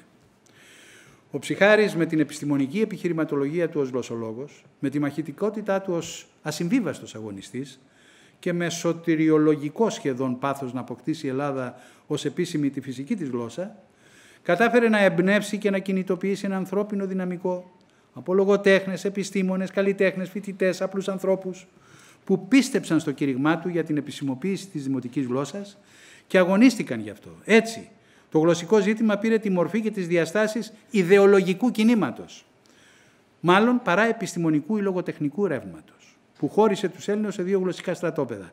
Στους υποστηρικτές της δημοτικής, λιγότερους και μαχητικότερους, και στους οπαδούς της καθαρεύουσας, περισσότερους και λιγότερο μαχητικούς από τη σιγουριά της υπεροχής. Άρα χωρίς τον Ψιχάρη, ό,τι και αν πούμε, ούτε ο δημοτικισμός θα είχε αποκτήσει τέτοια δύναμη, ούτε η δημοτική θα έφτανε 100 σχεδόν χρόνια μετά στην αναγνώρισή της ως επίσημης γλώσσας. Ποια είναι τα αρνητικά του σημεία τώρα? Ότι συχνά είναι από άκομψος έως ανεπιτυχής. Έχει γράψει ένα πολύ ωραίο βιβλίο που είναι η Μεγάλη Ρωμαϊκή Επιστημονική Γραμματική, 1929. Κοιτάξτε τώρα, μέσα από αυτό το βιβλίο παίρνω ένα απόσπασμα. Επιστημονικό βιβλίο, γραμματική, επιστημονική της ρωμαϊκής γλώσσας, της νέας ελληνικής. Περιγράφει τα φωνητικά. Οι άλλοι μας ήχοι μορφωνόντανε ως τώρα είτε με σφάλιγμα, με κλείσιμο, σωστότερα με ένα πρωτοστούμπομα. Εννοεί τα κλειστά σύμφωνα τώρα, που λέμε ότι υπάρχει ένα κλείσιμο στο στόμα. Είτε με πέρασμα, δηλαδή με μόρφωση στενάδας, στη γλωσσική κοιλότητα και πώς τη λέει, μόρφωση στενάδας στο γλωσσόσπιτο. Ενώ οι προηγούμενοι γίνονται με ένα κίνημα και σώνει. Πάει. Δεν να πει ότι είναι στιγμιαίο δηλαδή. Αυτός ο φθόγκος θέλει το λιγότερο 2 κινήματα. Λόγω χάρη ο ήχος ταφ θα βγει με ένα χτύπημα της γλώσσας στο γλωσσόσπιτο, άμα δηλαδή έκοψε τον αέρα και έπειτα του έδωσε δρόμο. Κοιτάξτε, γλώσσα που θέλει ως επιστημονική γλώσσα. Καταλαβαίνετε ότι αυτό και μόνο αποθούσε τους ανθρώπους. Τους ανθρώπους δηλαδή που ήθελαν να ακολουθήσουν την απόλυτη θέση. Αν ιστορικά βλέπει τη γλώσσα και υποτίμησε πάρα πολύ την εξέλιξη της γλώσσας πατώντας αυτούς τους ανεξαίρετους νόμους και βέβαια ήταν ευέξαπτος και επιθετικός με έχθρες, με δυσαρέσκειες. Έρχεται ο Χατζηδάκης τώρα, ο αντίποδας της διδασκαλίας του Ψιχάρη. Πεθαίνει το 1941. Γεννιέται το 1848. Και αυτός γίνεται καθηγητής το 1885, όπου γίνεται και ο Ψιχάρης. Και είναι βέβαια ο ιδρυτής της γλωσσολογίας στην Ελλάδα. Έκτακτος καθηγητής της γλωσσολογίας, μέχρι τον Χατζηδάκη δεν υπήρχε γλωσσολογία στο Πανεπιστήμιο Αθηνών. Έκτακτος το 85 και το 90 τακτικός καθηγητής. Έρχεται από τα μεγάλα ονόματα της γλωσσολογίας στη Γερμανία που είχε μαθητεύσει. Από τον Γκέο Κούρτιους, από τον Μπρούκμαν, τον Καρλ Μπρούκμαν. Τώρα αυτά που λέω είναι πολύ μεγάλα ονόματα. Από τον Ντελμπρίκ που έκανε και σύνταξη. Και βέβαια κοντά εδώ είχε τον Κόντο, τον Κωνσταντίνο Κόντο, τον Παπαρηγόπουλο, τον Κουμανούδη. Λένε λοιπόν ότι ο Χατζηδάκης υπήρξε πολέμιος της Δημοτικής. Πράγματι, εάν το δει κανείς από το ότι δεν υπεστήριξε να γίνει επίσημη γλώσσα η Δημοτική, είναι πολέμιος της Δημοτικής. Εάν όμως θέλει να δει ποιος μελέτησε τη Δημοτική γλώσσα, διαλέκτους, ιδιώματα, Δημοτική γλώσσα, αυτός που μελέτησε και έχει τις παραπομπές ατέλειωτες είναι ο Γεώργιος Χατζηδάκης. Δεν είναι ο Ψιχάρης, δεν είναι ο Τριανταφυλλίδης, δεν είναι κανένας. Είναι ο Γεώργιος Χατζηδάκης. Και έρχεται και μπαίνει στο στίβο τον επιστημονικό και αρχίζει και διαλύει. Εολοδωρική θεωρία ότι αυτά τα γράφανε με αλφαγιώτα διότι είναι εολοδωρικά. Τι λέει η νέα ελληνική, από πού προέρχεται? Από την μεσαιωνική. Η μεσαιωνική που πάει? Στην Αλεξανδρινή Κοινή. Η Αλεξανδρινή Κοινή που πάει? Στην Αττική. Άρα δείχνει τη διαδρομή. Δεν έχει καμία σχέση να κάνεις το άλμα και να πας από τα νέα ελληνικά στην εολοδωρική, σαν να μην υπήρξε ελληνισμός επί αιώνες τόσους που μεσολάβησαν. Καμιά φορά με αυτά τα άλματα, ξέρετε, θέλεις να αποδείξεις κάτι και κάνοντας το μεγάλο άλμα, χάνεις το διάστημα, το μεσοδιάστημα, οπότε χάνεις την παράδοση, χάνεις τη συνέχεια, χάνεις τα πάντα δηλαδή. Λοιπόν, αυτός είναι και είναι ο κατεξοχήν θεμελιωτής της σπουδής της δημοτικής γλώσσας. Λέει ο Χατζηδάκης για τα δικαιώματα της δημοτικής. Εφράσεις βάρβαρων, διεφθαρμένων, ελεηνών ιδίωμα ή διάλεκτος ή γλώσσα, λεγόμενε επί της δημόδους απλής λαλουμένης ημών γλώσσης, είναι και ασεβής και ημαρτημένε. Είναι ασέβεια και άκρα κατεσχήνη, να ονομάζομεν το από 15 και πλέον αιώνων πνευματικών όργανων του έθνους ημών, βάρβαρων και διεφθαρμένων. Τώρα τα λέει αυτά ο Χατζηδάκης σε μία σχολή που είναι αρχαϊστές και που γίνεσαι ύποπτος Δηλαδή θέλει παλικαριά μεγάλη για να το πεις αυτό στην σχολή που ήταν μια σχολή που υποστήριζε την καθαρεύουσα και την αρχαΐουσα. Η κανονικότητα της προφορικής γλώσσας. Τι λέγανε για την δημοτική? Ότι είναι ακανόνιστη, δεν μαζεύεται, δεν έχει γραμματική, δεν έχει τίποτε. Λέει λοιπόν. Άτοπος είναι ο λόγος ο πολλάκις προφερόμενος, ότι τούτο ή εκείνο το φαινόμενο είναι του λαού, είναι χυδαίων, επλάστη υπό αμαθών, επομένως δεν έχει λόγον.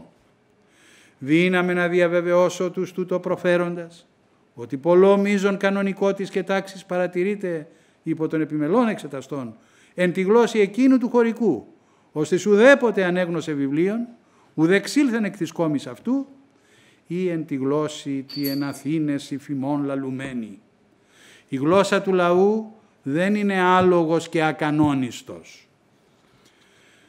Μέση οδό παίρνει του Χατζηδάκης. Λέει όχι στους αρχαϊστές και λέει όχι στους δημοτικιστές. Και βέβαια δέχεται τα πυράκια από τους δύο. Τι ήθελε ο Χατζηδάκης? Την απλή καθαρεύουσα. Γιατί ακόμα είναι αλήθεια, η δημοτική τότε δεν είχε δουλευτεί για να είναι γλώσσα διοίκησης, επιστήμης κλπ. Θέλει να γίνει η συνάντηση αβίαστα καθαρεύουσας και δημοτικής και αυτό που θα βγει να είναι η γλώσσα. Λέει λοιπόν, έχουμε δύο ρεύματα.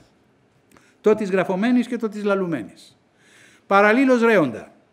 Άτινα εισβάλλουσιν αδιαλείπτως εις άλληλα. Ή τι προσεγγίζουσιν αλήνης ο προφορικός και ο γραπτός ημών λόγος. Και η αφομοίωσης βαθμιδών επιτελείται. Δήλωνα άρα ότι η προσέγγιση, η ταύτιση σχεδόν, δύναμε να είπω, θα τελεστεί ημέραν τινά.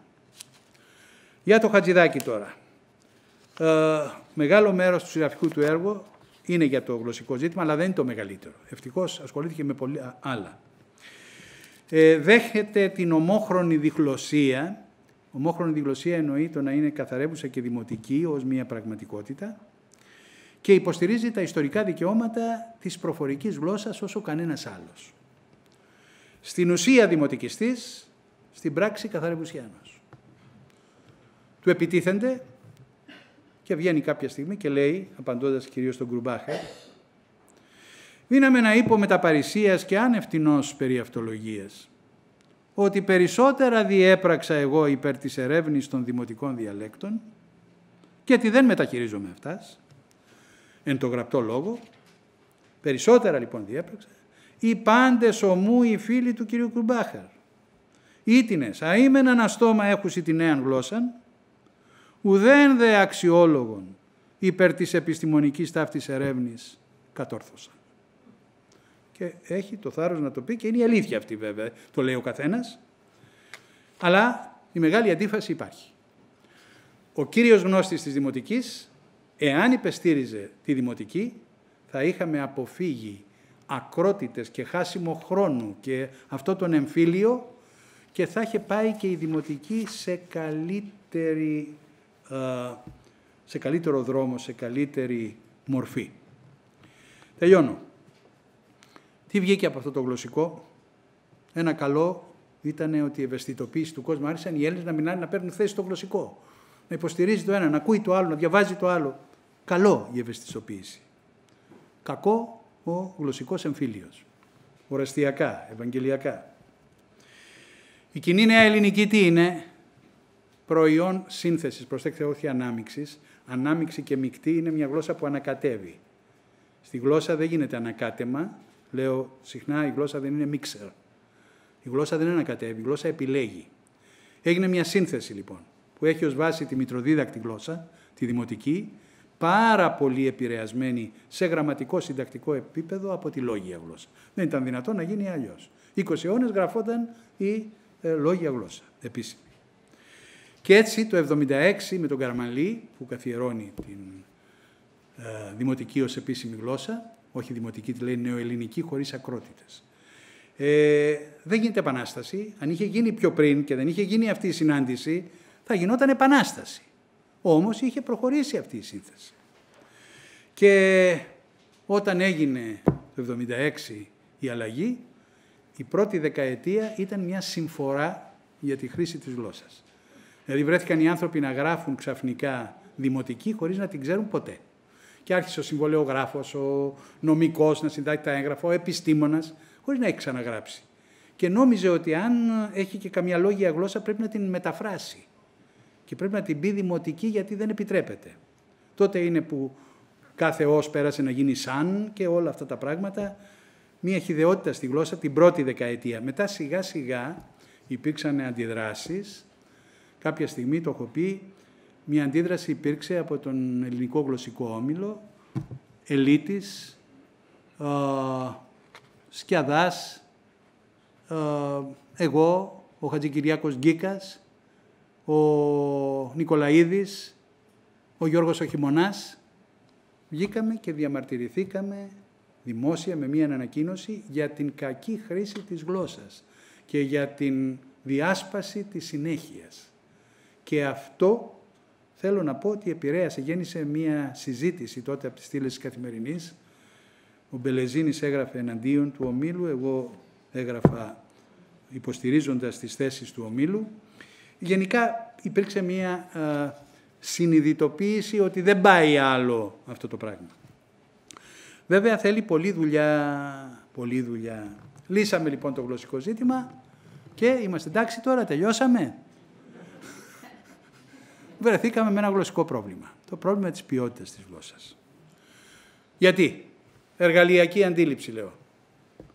Όταν δεν πιστεύεις ότι η γλώσσα είναι αξία, δηλαδή ότι είναι ο πολιτισμός σου, η ιστορία σου, η σκέψη σου, η ταυτότητά σου, και το βλέπεις απλώς ένας τρόπος συνεννόησης, υποβαθμίζεις τη γλώσσα και αφού την υποβαθμίσεις δεν την υπηρετείς και σωστά.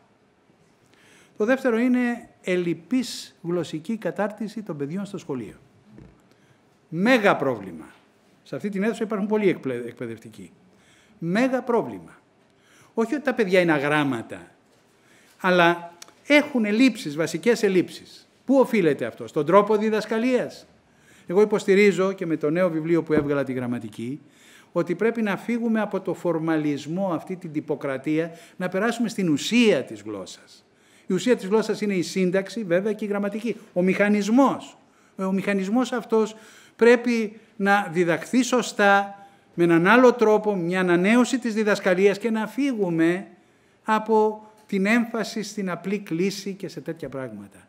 Άλλη είναι η γλώσσα. Από εκεί πρέπει να ξεκινήσουμε, να τραβήξουμε το παιδί να αγαπήσει τη γλώσσα και μετά μπορούμε να το βάλουμε σε όλα τα μονοπάτια. Τι πρότυπα έχουν οι μαθητές μας? Διαβάζουν και έχουν επαφή με πρότυπα γλώσσας? Δυστυχώς όχι. Δυστυχώς όχι. Και αυτά τα ελληνικά που ακούνε. Και η ενασχόλησή τους είναι πάρα πολύ περιορισμένη, κρεμασμένη από την τηλεόραση, το κινητό και το διαδίκτυο.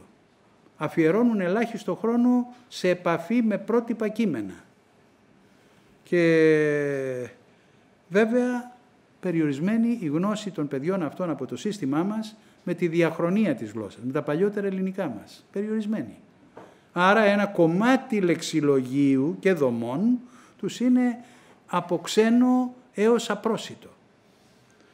Και βεβαίως δεν υπάρχει αυτομόρφωση, δηλαδή δεν ανοίγει γραμματική, δεν ανοίγει λεξικό, δεν ανοίγει κάτι να διαβάσει, δεν διαβάζει κάτι από αυτά. Με θεία φώτιση και με πλήρη έτσι απάρνηση και εγκατάλειψη τη γλώσσα δεν τη μαθαίνεις. Η γλώσσα είναι έργο ζωής, ξεκινάς από τα 2 σου χρόνια και τελειώνει από τη στιγμή που εγκαταλείπεις τον κόσμο. Όλη σου τη ζωή είναι έργο ζωής. Τι κάνεις? Αυτά που έμαθες βασικά στην κρίσιμη ηλικία, δηλαδή στο τέλος του δημοτικού σχολείου, τα βελτιώνεις και τα εμβαθύνεις στο γυμνάσιο λύκειο και σε όλη σου τη ζωή αυτό κάνεις μια βελτίωση, μια εμβάνθηση, αλλά αυτό προϋποθέτει και συνειδητή στάση απέναντι στη γλώσσα ως αξία. Το κάνουμε αυτό? Ας κάνουμε την αυτοκριτική μας. Εγώ πιστεύω ότι εκεί υπάρχει ένα πρόβλημα στην ποιότητα των ελληνικών που μιλούμε και γράφουμε. Τελείωσα εγώ. Εγώ τελείωσα.